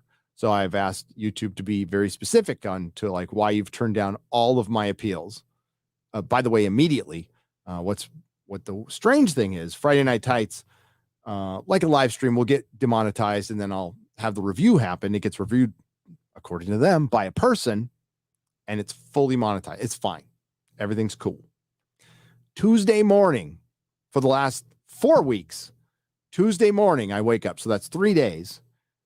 It gets age restricted after being reviewed and fully monetized for 3 days. So that's odd, right? So I appealed the first one and I won. The last 3 I've lost. And the appeal is like denied within seconds of me sending in the appeal. So I finally said something.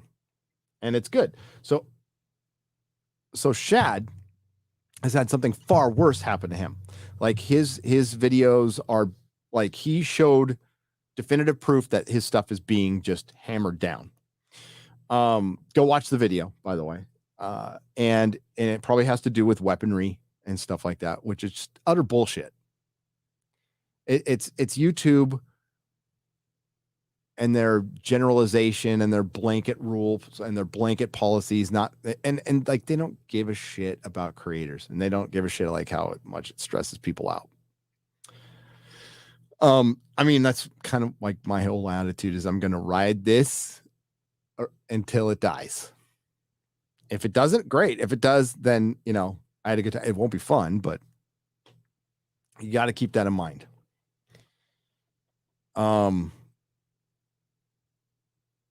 So poor Shad has been in a bad situation. I think his last video did get a little more traction and with more awareness. YouTube will probably see that and maybe take their foot off the pedal on him a little bit. I hope so. I certainly hope so, because he's a nice guy. Sorry, Gary, but forget Anime Matsuri. Drinkers in Florida this weekend. Helps that I'm 3 hours from Tampa Bay, though. A Chernobog for $4.99. Yeah, if I was closer to Drinker, I'd go. Yeah. I talked to Drinker, but I'm not going to be able to go out and see him. I wish I could, but I just drove back from San Diego and I just got over COVID. And I'm like, I'm going to take it easy. I'm going to take it easy, man. And it sucks, but I'll get out. I'll probably go to his country and go see him. I'll probably go see him. Thundercats ho for £5 British pounds says congrats on reaching 500,000. Now on to 1 million. Hell yeah. I just wanted a good medieval fantasy show. So bad. House of the Dragon looks like it has potential. Rings of Power just looks like Wheel of Time. I miss early Game of Thrones and Lord of the Rings. I do too, Justin Johnson, and I want the same. I won't get into too many details now, but I think House of the Dragon does have potential because while it does definitely lay into they never want a woman on the Iron Throne, the story is about a bunch of men who swear a female descendant to back her claim to the throne. So that's not true. But then she does get screwed over by the Maesters and others, but it's and yeah, there is definitely a significant thing that says nope, because they're worried about the precedent it'll set for male heirs. But ultimately, as the story plays out, the women who are vying for it. So we have a Hightower who's protecting her son, the Greens, and the Blacks. We have a Targaryen who is protecting her sons.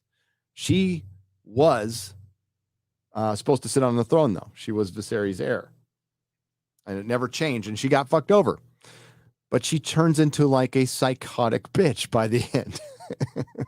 So it's she probably shouldn't sit on the throne. It's pretty really fucking bad idea for her to sit on the throne because she does for a little while. And, well, she makes a bunch of really fucking dumb decisions. Now, the thing is, though, I have a fucking burning hatred for this book because it delayed wins a winner. It's a history, so it's basically an outline. It's a really lazy way to write. There's no George R. R. Martin dialogue. I mean, there's the George R. R. Martin backstabbing and shit like that, which is all based on history by the Tudors and stuff.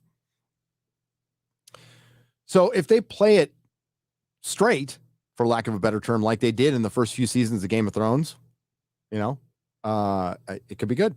It could absolutely be good. But we're already hearing language from the showrunners that's we're going to tackle the racism of the first series. It's fuck, what? Are you kidding me? So yeah, it's that turns people off automatically. I've heard people talk up Westworld this season. It's terrible, by the way. It's fucking boring. Nobody's watching it. Nobody's watching it. The overnight ratings are abysmal. Yeah, Game of Thrones cannot suffer this, not for 30 million an episode. And I mean, hey, Matt Smith looks great as Daemon Targaryen. He looks like Elric. He looks like fucking Elric. He looks awesome, but yeah, no White Walkers, no Essos, no Starks, no Night's Watch. Lots of dragons, lots of Targaryens. I'm not the biggest Targaryen fan. I like A Song of Ice and Fire, but Targaryens are. I like the Valerians much more. Oh, and the sea snake is black. Whatever. That's really kind of a weird decision, but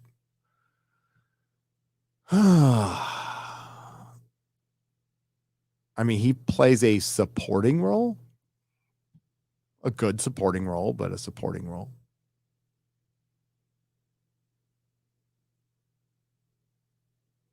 Oh, wow. Levi Ackerman for $10 says, Gary, I miss your Orville review videos. Everyone else sucks at it. I don't know about that. I mean, I'll probably, my TV reviews are going to start back up very soon, but it's not going to be Orville. I might do like a season one at the end when I get caught up, but it's been boring. I'm going to be doing live House of the Dragon reviews every Sunday. And then Rings of Power is going to be Friday Night Tights reviewing it for the first part of every show until the season's over. So that's going to be fun. Everybody knows FNT. They got to watch the episode. Martin Guerrera for 10 Canadian pesos says, love you, Gary. Do you think Amazon will have the balls to show things like Sauron using Celebrimbo's corpse as a battle banner? See, like, maybe. And that's the kind of shit we want to see. Like, yes, there's the intrigue and the characters, and we want to see Galadriel, but we also want to see, like, the reason we watch like high fantasy is to see like elves battling Balrogs. Like, I'm not against that. I am for that. That's what I want to see. But I want to see like actual battle and not feminist battle. Does that mean like there isn't female elves in battle? Absolutely there is. And that would be fine. I would be totally okay with that. But like,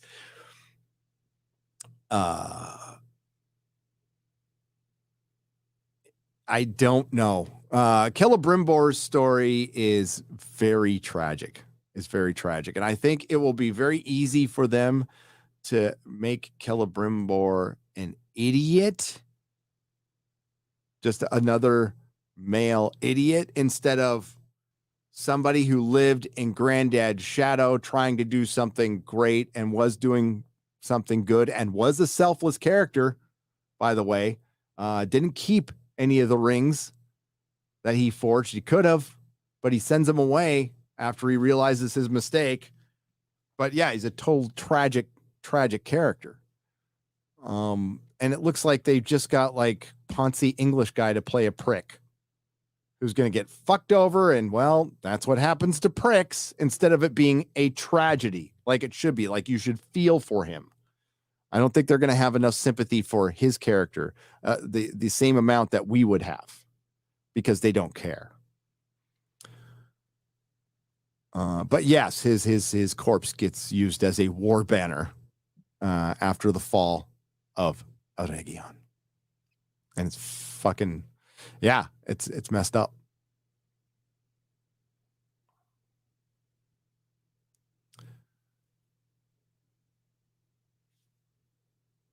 I'm sorry.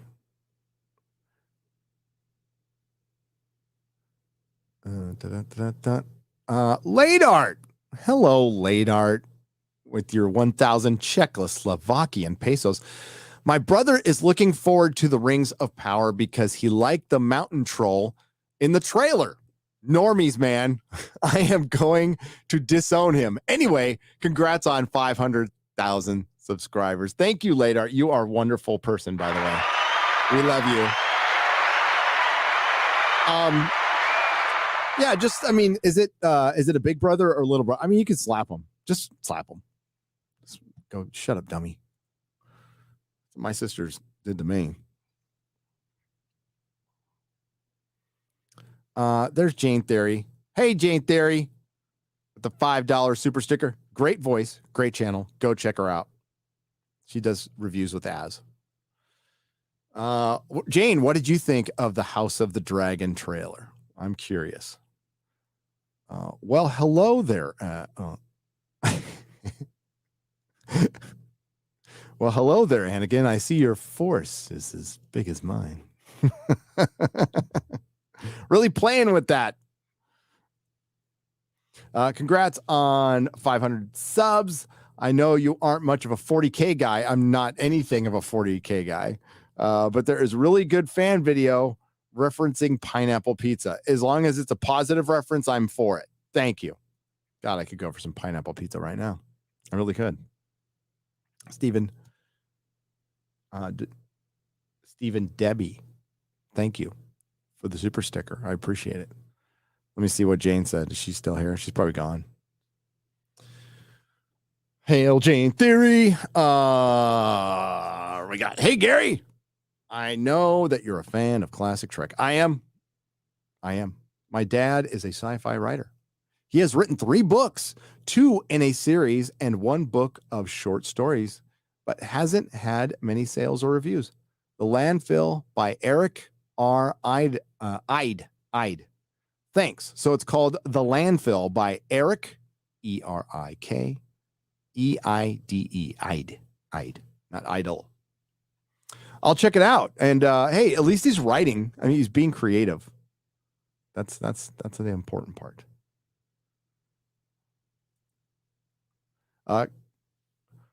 Shauna Bass for $10 says, congrats, Gary. Happy to be a part of the 1.6% female viewership you have here. Hey, all right. Females representing.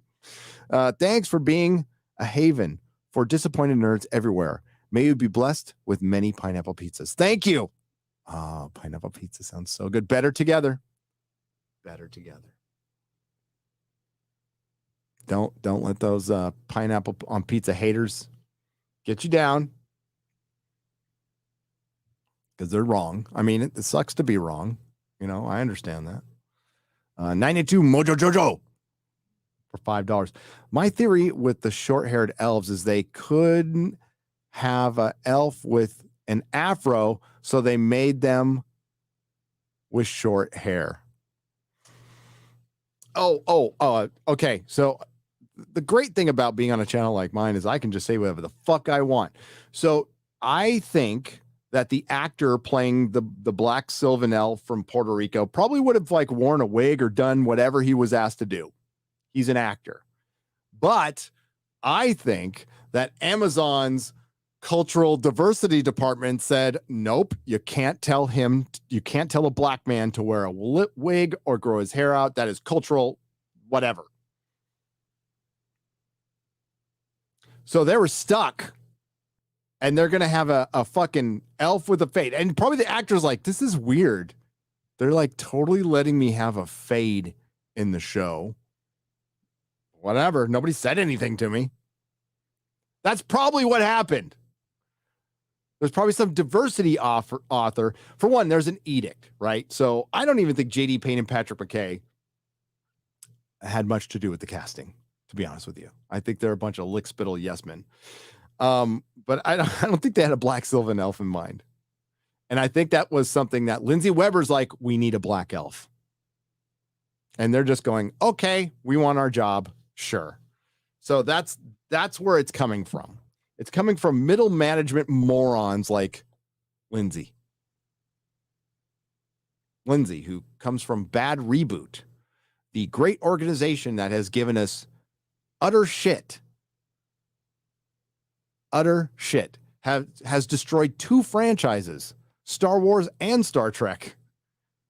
And now are meddling in a 3rd with DC and a 4th by proxy with Lord of the Rings. So I think the short hair, if you see the answer, which will be in my video, Colbert clearly goes, why do the elves have short hair? And the guy goes, well, elves lived a long time and they look different at different times. And we felt like that's what the book was saying. So in other words, we just made this shit up. He was also asked about the hobbits being in the Second Age. Well, we felt the fact that Tolkien said there were no hobbits in the Second Age, but there were Harfoots. That's what they said. And I just read to you that a fucking Harfoot is a hobbit. It's a breed of hobbit. A hobbit is not a breed from it's not descended from a Harfoot. It's a type of hobbit. 3. So I don't know if they're parsing out letters, if they're parsing out I think it's intellectual property. I think Warner Brothers said if you use the fucking word hobbit, we're shutting you down. That's what I think. I could be wrong. Warner Brothers still thinks they own the rights to distribute Lord of the Rings and The Hobbit. And I think they do too, considering they're putting out an animated Lord of the Rings show, which I'm actually looking forward to. That's the one I'm looking forward to. The anime Lord of the Rings.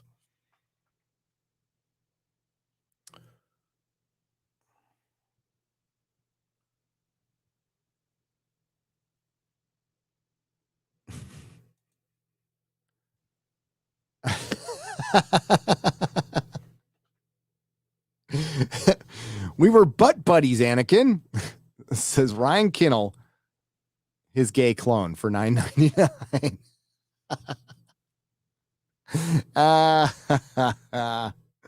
He's bigger, but I can take him. Late Art, I know you can. We love Late Art. Thank you for the 1,000 Czechoslovakian pesos, lady. Yeah, just slap him. Well, especially when he's being stupid. Yeah, I'm bigger than both my sisters, and it doesn't stop them at all. Rest in peace, Bernard Cribbins. Legend, says Scott Christie Jones for 2 British pounds. Yeah, R.I.P., buddy. It's so sad. But hey, 93, man. 93. He lived a good life. He lived 93 years, and he died a fucking legend. I mean, that's the way I'd want to go.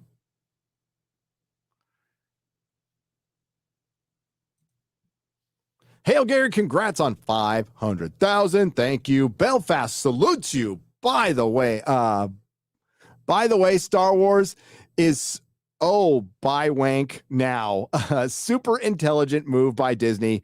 Keep her lit, big man. Absolutely. And cheers to you. I fucking make everybody gay. I mean, we already knew that C-3PO and R2-D2 were gay. All right. We already knew. It's nothing new.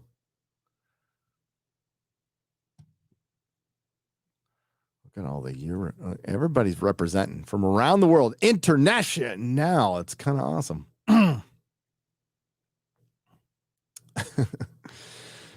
Gary, you missed my super chats. Night King 01 for $1.99. I will go back and get them. Don't worry about it. But thank you. Thank you. Hey, have you checked out the Orville? It's great. You see, this is why I love chat. I've just got 3 people going, the Orville sucks. And then this size, the Orville's awesome. I loved the first 2 seasons. I did. I thought season 2 was fucking fantastic. Identity part 1 and 2 were just some of the it's great sci-fi. I'm not too big on the new female character. She seems like we need women in STEM character. Hi, Gary, from your UK fans, but no to pineapples on pizza. Well, I mean, you're in the UK. You don't like food. Justin, credible for $2. So, I mean, I understand your aversion to good food because you're in the UK. And I won't hold that against you. I have eaten your food in your country, so I know what I'm talking about. Mattman62, thank you for $1.99. All right, let me see if I can get Night King. Man, it's been a while, Night King. I remember you. There it is, right there. Lick Spittle, Gary, is this the 1700s? Yes, yes. Lick Spittle. It's no, Night King. It's from fucking reading too many fantasy novels. That's what it is. I just finished listening to Fire and Blood again. I don't like it. The ending is such shit, and then it just meanders on and on, and we talk about the sailing of Oakenfist to the Iron Islands where he's defeating the Kraken, but the Kraken, he doesn't even get to fight the Kraken because the Kraken like fucks a chick and then gets killed. Nobody knows what I'm talking about, but it's like it just goes on and on and on. So Fire and Blood is a history book by George R. R. Martin that's written from basically three perspectives. A Septon, a Maester, and a Fool. And Mushroom the Fool, by the way, does anybody know, is Mushroom going to be in House of the Dragon? Are they going to have another little person? Really? But Mushroom the Fool is like plays a big part. For lack of a better word. But he like tells you, so what you get is like the Septon's point of view, the Maester's like more political point of view, the Septon's like glossed over point of view, and then you get Mushroom talking about 12-year-old Rhaenys or Rhaenyra, I always get them mixed up, jerking him off and like all kinds of weird fucking debaucherous shit that's going on. But like he tells you all like the dirt, like who set up what to kill who. And yeah, I just don't know if he's going to be in it or not. I haven't seen any little person. Gary, congrats on your $500,000. I wish I could super chat more. Dude, anything is fine. Just being here is fine. Thank you. Tough times. I'm sorry to hear that. And it's going to be tough on a lot of people. So I will be your clown. I will be your dancing monkey. I will try to make you laugh once in a while. Usually just me being irritated with shit. By the way, with your common sense, you brighten my days. The Fellowship will win. Brian Sink, thank you for the £5 I appreciate it. And it will win. Yes, common sense will win the day. It is winning. It's fighting through. It's taken longer than I thought, but and there's Jane Theory for fight. You didn't have to answer with the super chat, Jane. Jane Theory's nice. I like her. I like the House of the Dragon trailer.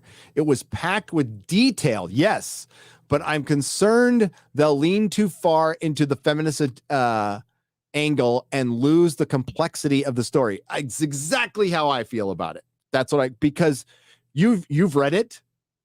All right. So there are feminist themes in it. Like, obviously, it's feudalism, little tougher for women. So that's why George would have the women be fucking smart, because they, can't go out and battle, and they have to like weave their way through this feudalistic patriarchal system. And a lot of them are really good at it, really fucking good at it. That's why there's always backstabbing and poison and, manipulation and using whatever power you have. That shit's interesting. I like it. I like it a lot. But by the end of the story, like, the women are fucking horrible. You just find out like the women are as bad as the men. They can be worse. I mean, ultimately, like a kid is worse at the end. I won't say what that kid does. It's pretty fucking terrible. But I mean, like, just terrible things happen. Like, little kids die in this, like get beheaded, and what it's ultimately like, what's George R. Martin's goal? What's his theme? Well, I mean, George is a nerd. All right. He's definitely a leftist nerd and always been like a peacenik hippie all his life. And kind of the one thing he does over and over again that is annoying is he writes Arya Stark over and over again. He's always got this tomboy who's really fucking good at everything, who can drink beer with the best of them, is just as much of a dude, but she's still a girl. And it's like, okay, like the first 6 times you do that character, it's fine, but we're into like 20 right now. That one gets a little old. But ultimately, I think what won out with George before was his being a fucking nerd. He was just a nerd. He loves H.P. Lovecraft. He loves history, and he mixed that in. And I thought he was really good at it. I don't care how wordy he is. Like it's if as long as I'm entertained and I'm interested, I'm fine. And he's particularly good at dialogue, or used to be. But I think well, he's lazy. I think he's got horrible impulse control. And I think him taking part in the sad puppy shit and letting a lot of woke wolves in the door has ultimately probably led to his seclusion. Again, that might actually get the book written. Because after he went to the World Con and did the awards and mispronounced a couple of names, and they wanted to cancel him, and like women whose job he got, there's a couple of authors where they're working because of him, because of his suggestions. They fucking turned on him. Because they eat their own. But ultimately, I think he just wants to be in Hollywood doing TV shows. And I think it will lean heavily into the feminist shit that will bore the fuck out of everybody, which is too bad, because I think it's never going to be Game of Thrones. It's never going to be it. It can't be it. But I think it'll be a competent show that just underperforms. Mattman62, thank you for the $1.99. I appreciate it. Thank you. And thank you again, Jane Theory. Bradley Burnett, what's up for $50? So congrats, Gary, on 500,000. It was just February when you passed 400,000. Was it? Yeah, I guess it was. Just shows what work and great content can really do. Well, I wasn't going to go to Tampa Comic-Con, but now that I know Drinker is there, I guess I'm driving across the bay this weekend. Yeah, if you're in the area, go see the Drinker. If you're in Houston area, come see us. Thing I failed to mention early on in the episode, so like shame on me, because this isn't like a solo operation anymore. I just get going, and sometimes I don't mention what I'm supposed to mention, like Geek Grind Coffee or like Perry Chan or Quarter Black Garrett or X-Ray Girl or Mrs. Nerdrotic, who like they have been like that's what's been instrumental over the last 6 to 8 months. Like Perry was essentially just working on Nerdrotic Daily, doing intros, and I'm like, when the moves started happening, I'm like, bruh, I need an editor. So I need you to edit, and I'll give you a piece of all the videos, which he gets, by the way.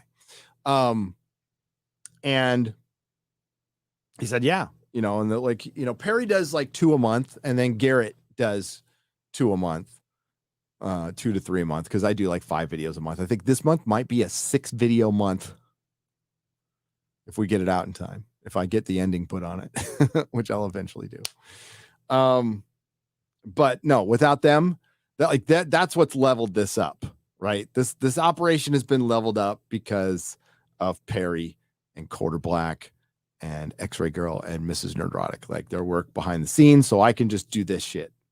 And like Mrs. Nerdrotic does a ton of the coordination, plus putting up with me, which is a full-time job. She'll tell you that. I mean, she's a piece of work too. Don't get me wrong. She's a piece of work that I love. But I'm way more of a piece of work. X-Ray Girl. You know what's great about her? Unflappable. Absolutely unflappable. You can like dirtiest joke in the world, make fun of her. She doesn't give a fuck. That's what's great about X-Ray Girl. Ladies, if you want to take a lesson of what guys like, unflappable women. Keep that in mind.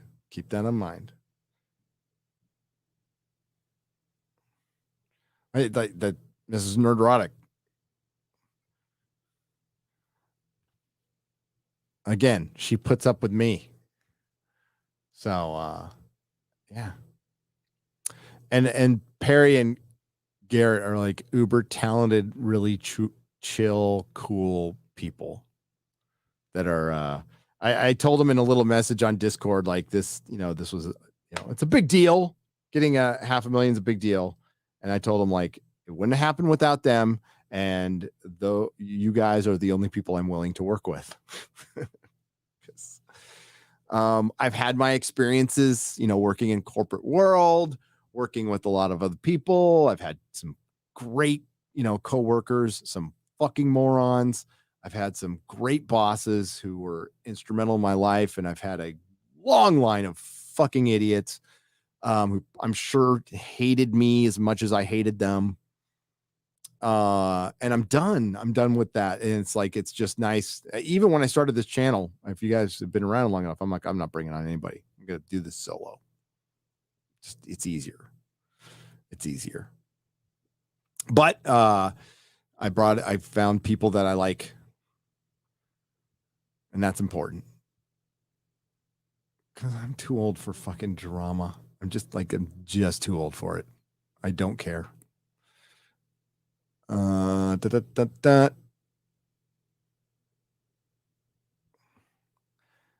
But Hale, Perry, Quarter Black, Exode Ghoul, and Mrs. Nerdrotic. Thank you, Bradley Burnett, by the way.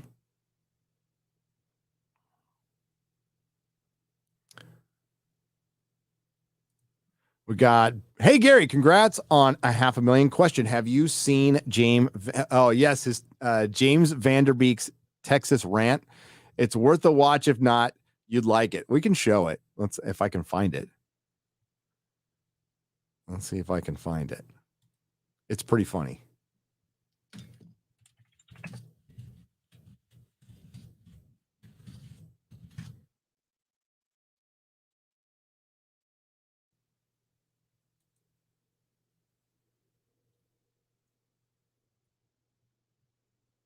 Well, where is it?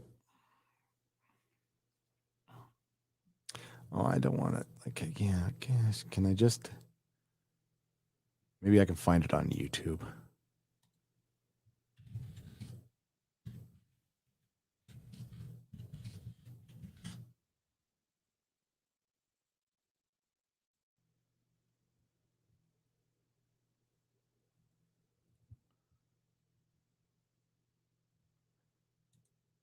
Well, now I can't find it anywhere. Why did PewDiePie get canceled? What did he do? Yeah, I can't find it now. But yeah, I saw the rant about the ants, right? About the fire ants.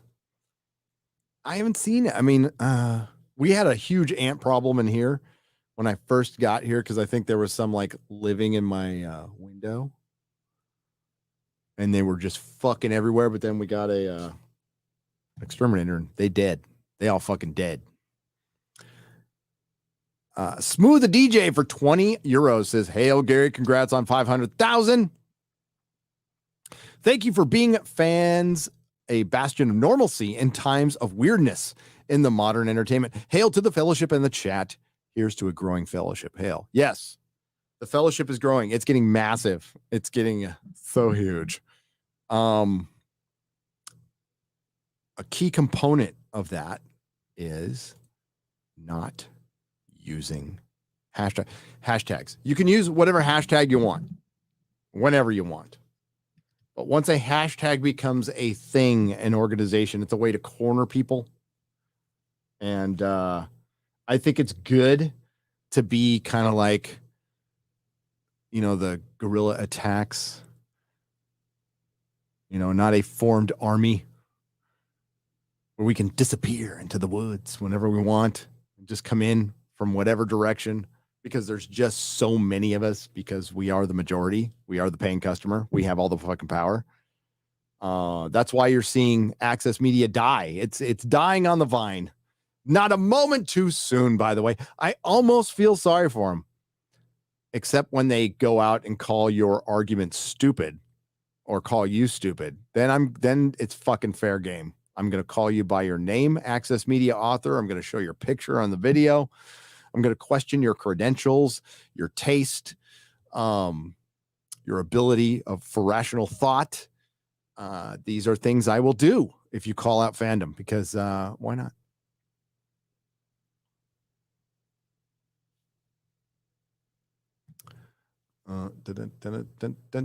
Lick spittle. Oh, you said it twice, right? And yes, it's the 1700s. I can use lick spittle. I can say shenanigans or tomfoolery. I'm gonna use whatever words I want to. Congrats, Gary. Worried about Disney's Daredevil. They are going to ruin it, says Clash TV for $5. Yes. I love Charlie Cox as Daredevil. When they first cast him, I'm like, this guy doesn't look like Daredevil. Then he became fucking Matt Murdock in Daredevil. Daredevil season 1 and season 2 are perfect seasons of television, in my opinion, as far as adapting comic books. As far as Born Again, that's what season 3 was. Season 3 was Born Again. So is it going to be Born Again again? Why not you just call it Daredevil Yellow? Which is, I think, what it's really going to be. Which was Jeff Loeb and Tim Sale. It is a decent story, but it's no like Frank Miller fucking Born Again, which is the shit. Daredevil, think about it. It's a silly character. He's got a big, bright red suit, and he's blind, and he's got radar sense, and that's his power. But Frank Miller turned him, and DeSante and so many others turned him into such a badass fucking character. He is now my favorite Marvel character by far, even over Spider-Man. I have a complete run. I have every Daredevil comic ever made up until 2020.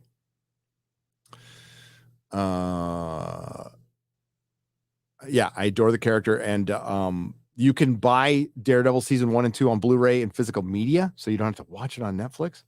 I don't think season 3 is out, but season 1 and 2 are definitely on Blu-ray. Definitely on Blu-ray. And that's the best thing Marvel has ever done, and the thing Kevin Feige had the least to do with. I think maybe, and I mean maybe, his name is on there as an executive producer, but he had nothing to do with that fucking series at all. Kevin Feige's a fraud, by the way. Fucking fraud. Now, most everything else from Netflix sucked. I thought David Tennant was great in Jessica Jones, but like the first 6 episodes of Power Man, Luke Cage, I call him Power Man, were good with Cottonmouth until he died. And then it went to shit. And then everything else sucked. Everything else sucked. Even the Defenders sucked. I mean, having like your big villain be 75-year-old Sigourney Weaver, like fucking fighting Elektra. So dumb. It was so dumb. But that's when that shit started. That's when the intersectional feminist stuff started. Iron Fist season 2 was like the first like legit bait and switch for Marvel. Arthur Gonzalez for $5. Cheers. But Daredevil season, like I'm not the biggest fan of season 3. I think it's good. It's not one I'm going to watch a lot. I hate the fact that he's not wearing his, there's a point where he should have put the costume on at the end, I thought. That bugged me. It bugged me so much. It took me out of the series, but it's still a good series. It's still season 3 is still solid. There's a Karen Page thing that goes on a weird tangent that doesn't need to be there. But yeah. Fucking season 2 though, with the Punisher is so good. Is so good. The animated Lord of the Rings must look like Ralph Bakshi's Lord of the Rings, or we will fiery but mostly peaceful protest. The Grizzly for $5. I wouldn't be against that. By the way, he sells thanks to Well, thank you and not thank you to Tom from Midnight's Edge for pointing this out, because it ended up costing me a lot of money. I mean, I'm fine. I spent it getting Lord of the Rings cells from Bashki. You can get them on his eBay channel. Like I think for his work, it's reasonably priced and it's signed, but it's like $400, $500, $600 a pop. But I've got a bunch of Gandalfs. It's on my stairway. It's like, thanks, Tom. Got me in a bunch of trouble. A-Sticks for $4.99. Good thing on being sick with COVID, I can be at home and watch this live. Congrats on 500K. Thanks, A-Stick. I just got over it myself.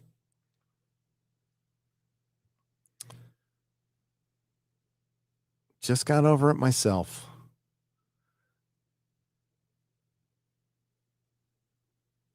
All right, we're going to have to wrap things up in a couple minutes because I've got to work on a video that has to be finished. I think Garrett said he had it mostly done. Mostly done. What was that about Fire and Blood in there? Hang on. I have not seen a Moonhaven series. What's the Uber Geek? Bro, you have only eaten in London. Trust me, we don't even acknowledge the city's food. LOL. I have not only eaten in London, Uber Geek. I have traveled your fine country. I have been to Bath. I've been to Salisbury. I've been many places in your country. And I've eaten at them all. I've eaten in pubs, little pubs. You get the fish and chips thing right. You do.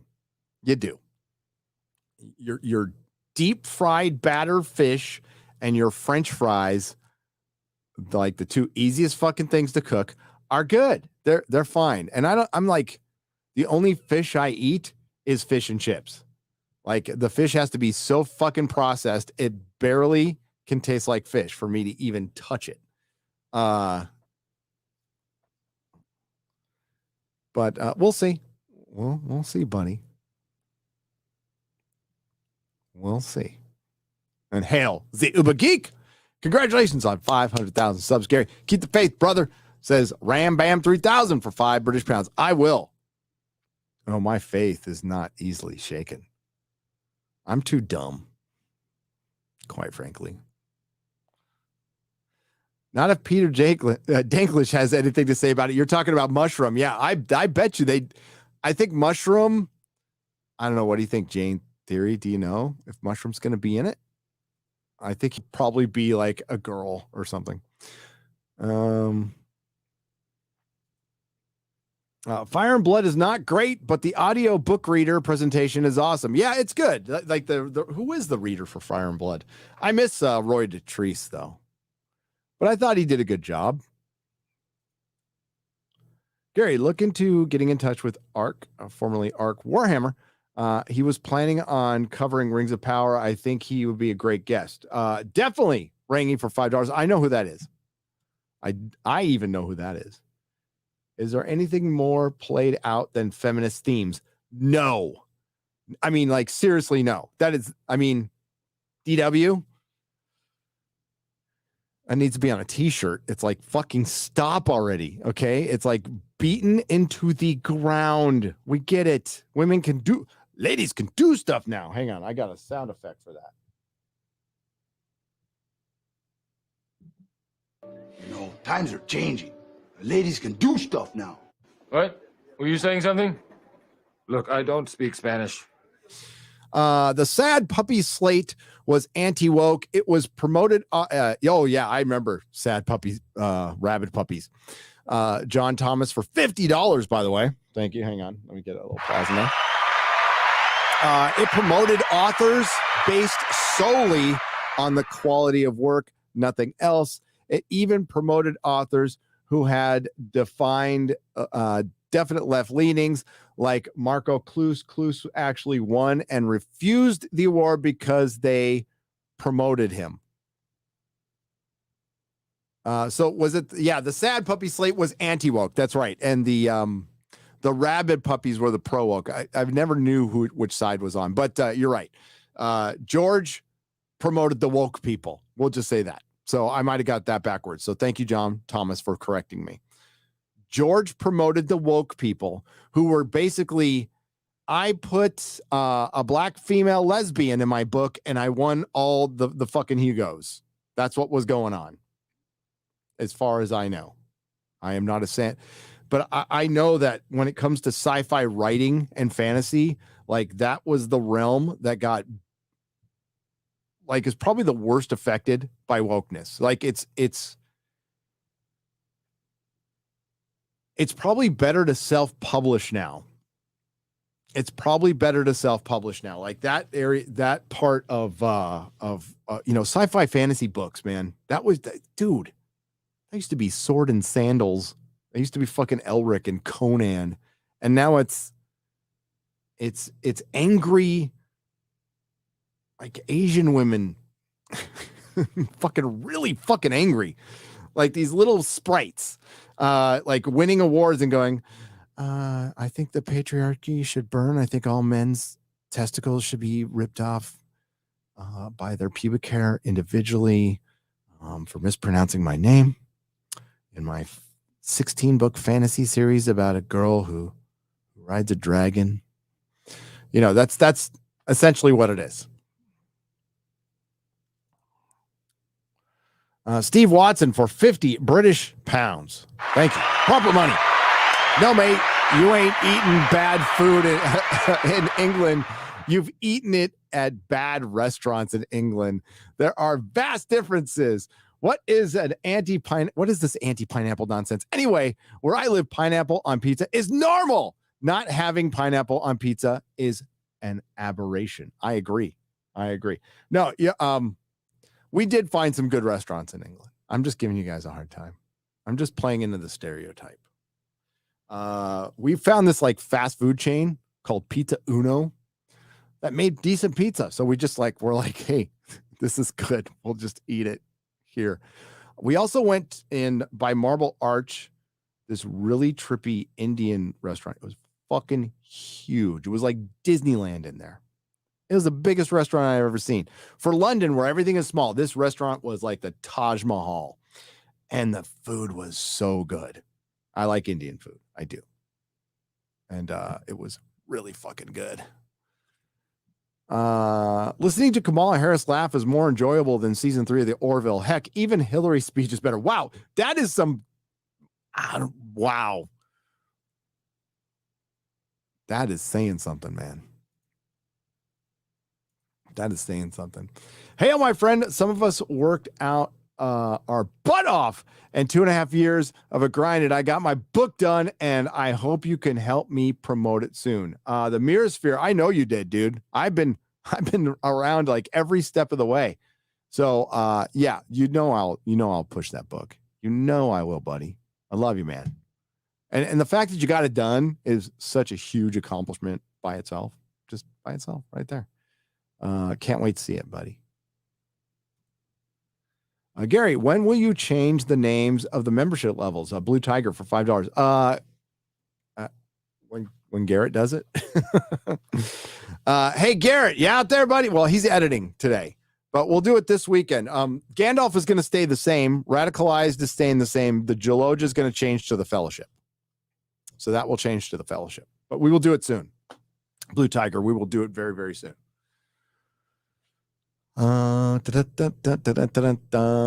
Okay. I've really got to go. We'll do a square up for this episode, though. We will most definitely do a square up for this episode. It will be Sunday. So I'm going to do Sunday. I'm going to do a square up and a member stream. So there's going to be two things. Square up, member stream. Sunday the 31st, sorry, Sunday the 31st. So we're going to end the month with a member stream and a square up for this. Okay, because I'm going to read every single motherfucking one.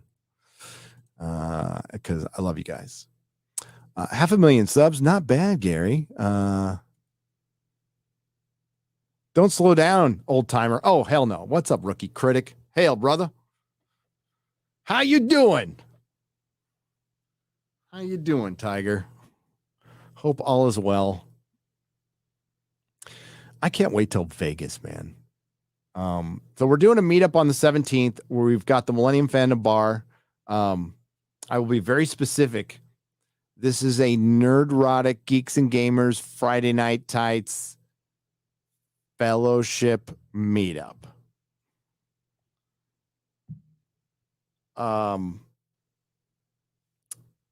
Just show up. Just show up. But the place is ours. So there will be like an RSVP. We're going to keep it pretty unlimited. Just make, try to get on it if you can. When it gets closer, I'll share the link. But otherwise just get your butts there, and I'll try to make sure at least a couple of rounds are on me. All right. My wife's going to get mad for me saying that, but I don't care. A couple of rounds will be on me. There'll be karaoke and shit. It'll be fun. We'll have the side room and the bar. The whole place is ours. So that's why we're doing it on a fucking weird day, on a Wednesday, so it can be ours.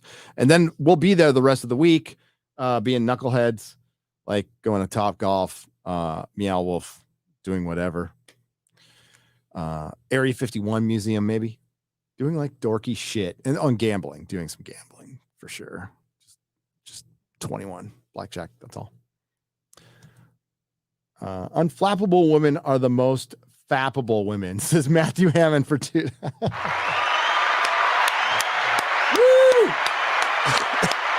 I agree. Absolutely. No, X-Ray Girl's cool. She's fucking cool. Melissa's fucking cool. These are cool people. Like you can joke. They're not gonna get all, oh, my stars and garters. Got a new member. Yojitsu. Welcome. Oh my God, I'm smelling food now and I'm like super hungry. That's the weird thing is after COVID, I've been getting like weird cravings for food. And I'm not the kind of person who like craves food. So maybe I'm pregnant. I don't fucking know. But like yesterday I was craving Taco Bell tacos. And it's like, what? Did somebody slip some fucking 420 into my drink or something? I don't know what the fuck is going on. All right, so I'll get the rest of this on Sunday at the Square Up. Thank you, everyone. Thank you, Perry Chan. Thank you, Quarter Black Garrett. Thank you, X-Ray Girl. Thank you, Mrs. Nerdrotic. Thank you, all of our friends out there. Yeah, everybody, all my Friday Night Tights cohorts. But most of all, thanks to you guys. Thanks to you guys for all the support. It's been a lot of fun. So we'll keep it going. So let's just keep it going. And it's, oh my God, it's just gonna get funny. Gonna get funny. Yeah, I didn't even talk about the MCU that much. It was so terrible. So we're gonna save that for, of course, there's Friday Night Tights tomorrow. And who is on the show again? I think it's Disparu, right? Our boy Disparu. Did I get that right? Here, let me double check. I've only recently come out of the fog of COVID where my head was just completely on my ass. So let's see. Who do we have this week? Zia and Disparu. Yeah, Zia and Disparu. Or no, wait. This week is Zia, Eric July. Next week is Carrie and Disparu. Okay, got it. All right, so we have Zia and Eric July this Friday, which is perfect because he'll be at Anime Matsuri and I'll be there Saturday. Don't forget, if you're in the Houston area, please check us out. I'll be at 2 panels at Anime Matsuri. Again, the big thanks to Nick Ricada, who like initially made this happen. So big shout out to Nick. Great guy, great YouTuber. Hopefully his strike gets lifted soon. Love you, Nick. Hopefully I get to meet a bunch of other people. I think Vic is there. Vic is so nice. Like the first time he met me and my wife, and like Vic became like instant buddies with me when I said, "Oh, I know you from Star Trek Continues." He's like, "Oh, really?" I'm like, "Oh yeah, that's where I know you from, dude." Invited us to his house. It was really cool. But yeah, 1 o'clock will be the YouTuber panel, and that's a lot of people. I don't even know all the people who will be on that panel. And then it's Friday Night Tights panel at 3 p.m. Eric will be there. Jeremy, Ryan Kinnell, I think Drunk, Quarter Black. I think Comics Division will be around that day too. But yeah, come and see us. Come and see us. I know there's going to be booths for some guys. Like I'm not going to, well, I might. I don't know. It depends. It depends. I don't want to like take anything off the table. I'm just trying not to give myself too much work here. Yeah. And thanks to the Nerdrotics. Thanks to the Nerdrotics. You had your week off and now you got to work 2 days in a row. Sorry. So tune in to Friday Night Tights tomorrow with Eric July, Mr. Ripiverse. And man, he's been going to war with PayPal for good reason. They've been fucking him over. But the Ripiverse is just killing it. Absolutely killing it still. So it's gonna make 5-6 million. Can't wait to see that. So long live common sense. I like that. Long live common sense. Long live the fellowship. And again, if I missed your super chat, it will be read on Sunday. Keep an eye on the community section of the channel. I'll let you know what time, roughly. It'll probably be in the afternoon. But I'll give you guys tons of warning, okay? So thanks again. If I did miss it, I'm sorry. I don't have an X-ray girl here helping me out. I'm kind of going on my own. Let me double check one thing because I kind of like spaced on the donations. Hang on. There we go. Matthew Hammond for $30 says, yesterday Stargate fans pushed Amazon to make a new series on SG-1's 25th launch anniversary. The only saving grace is the OG showrunner Brad Wright, who rebuffed Showtime and its execs outside a pilot, wanting nudity and cursing will make it. Fingers crossed. I just be careful what you wish for now.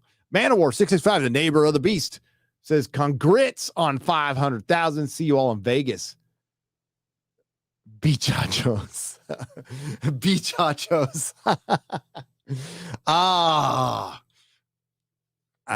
I'm going to listen to a little Manowar when I go back to the gym tomorrow. Paula for $10 says, congrats on 500K subs. You deserve all this and more. Thank you for being brave and never giving up a fight. Oh, never. I'll just lose badly. I won't give up fights. I'm too dumb, like I said. I'm Slim Sauron. Yes, the real Sauron. All you other Slim Saurons are just imitating. So won't the real Slim Sauron please stand up? Please stand up. Says Bimbo for $3. And then there's Late Art says, congratulations on 500K. Thank you for everything you do. Thank you, Late Art, for the $50. I appreciate it. All right. Meth Bear will be the last one. No, wait. Okay. Meth Bear's from last week. All right. That's really got to wrap it up. So thank you. Thank you, guys. And see you tomorrow. Ciao. We're going to end abruptly. So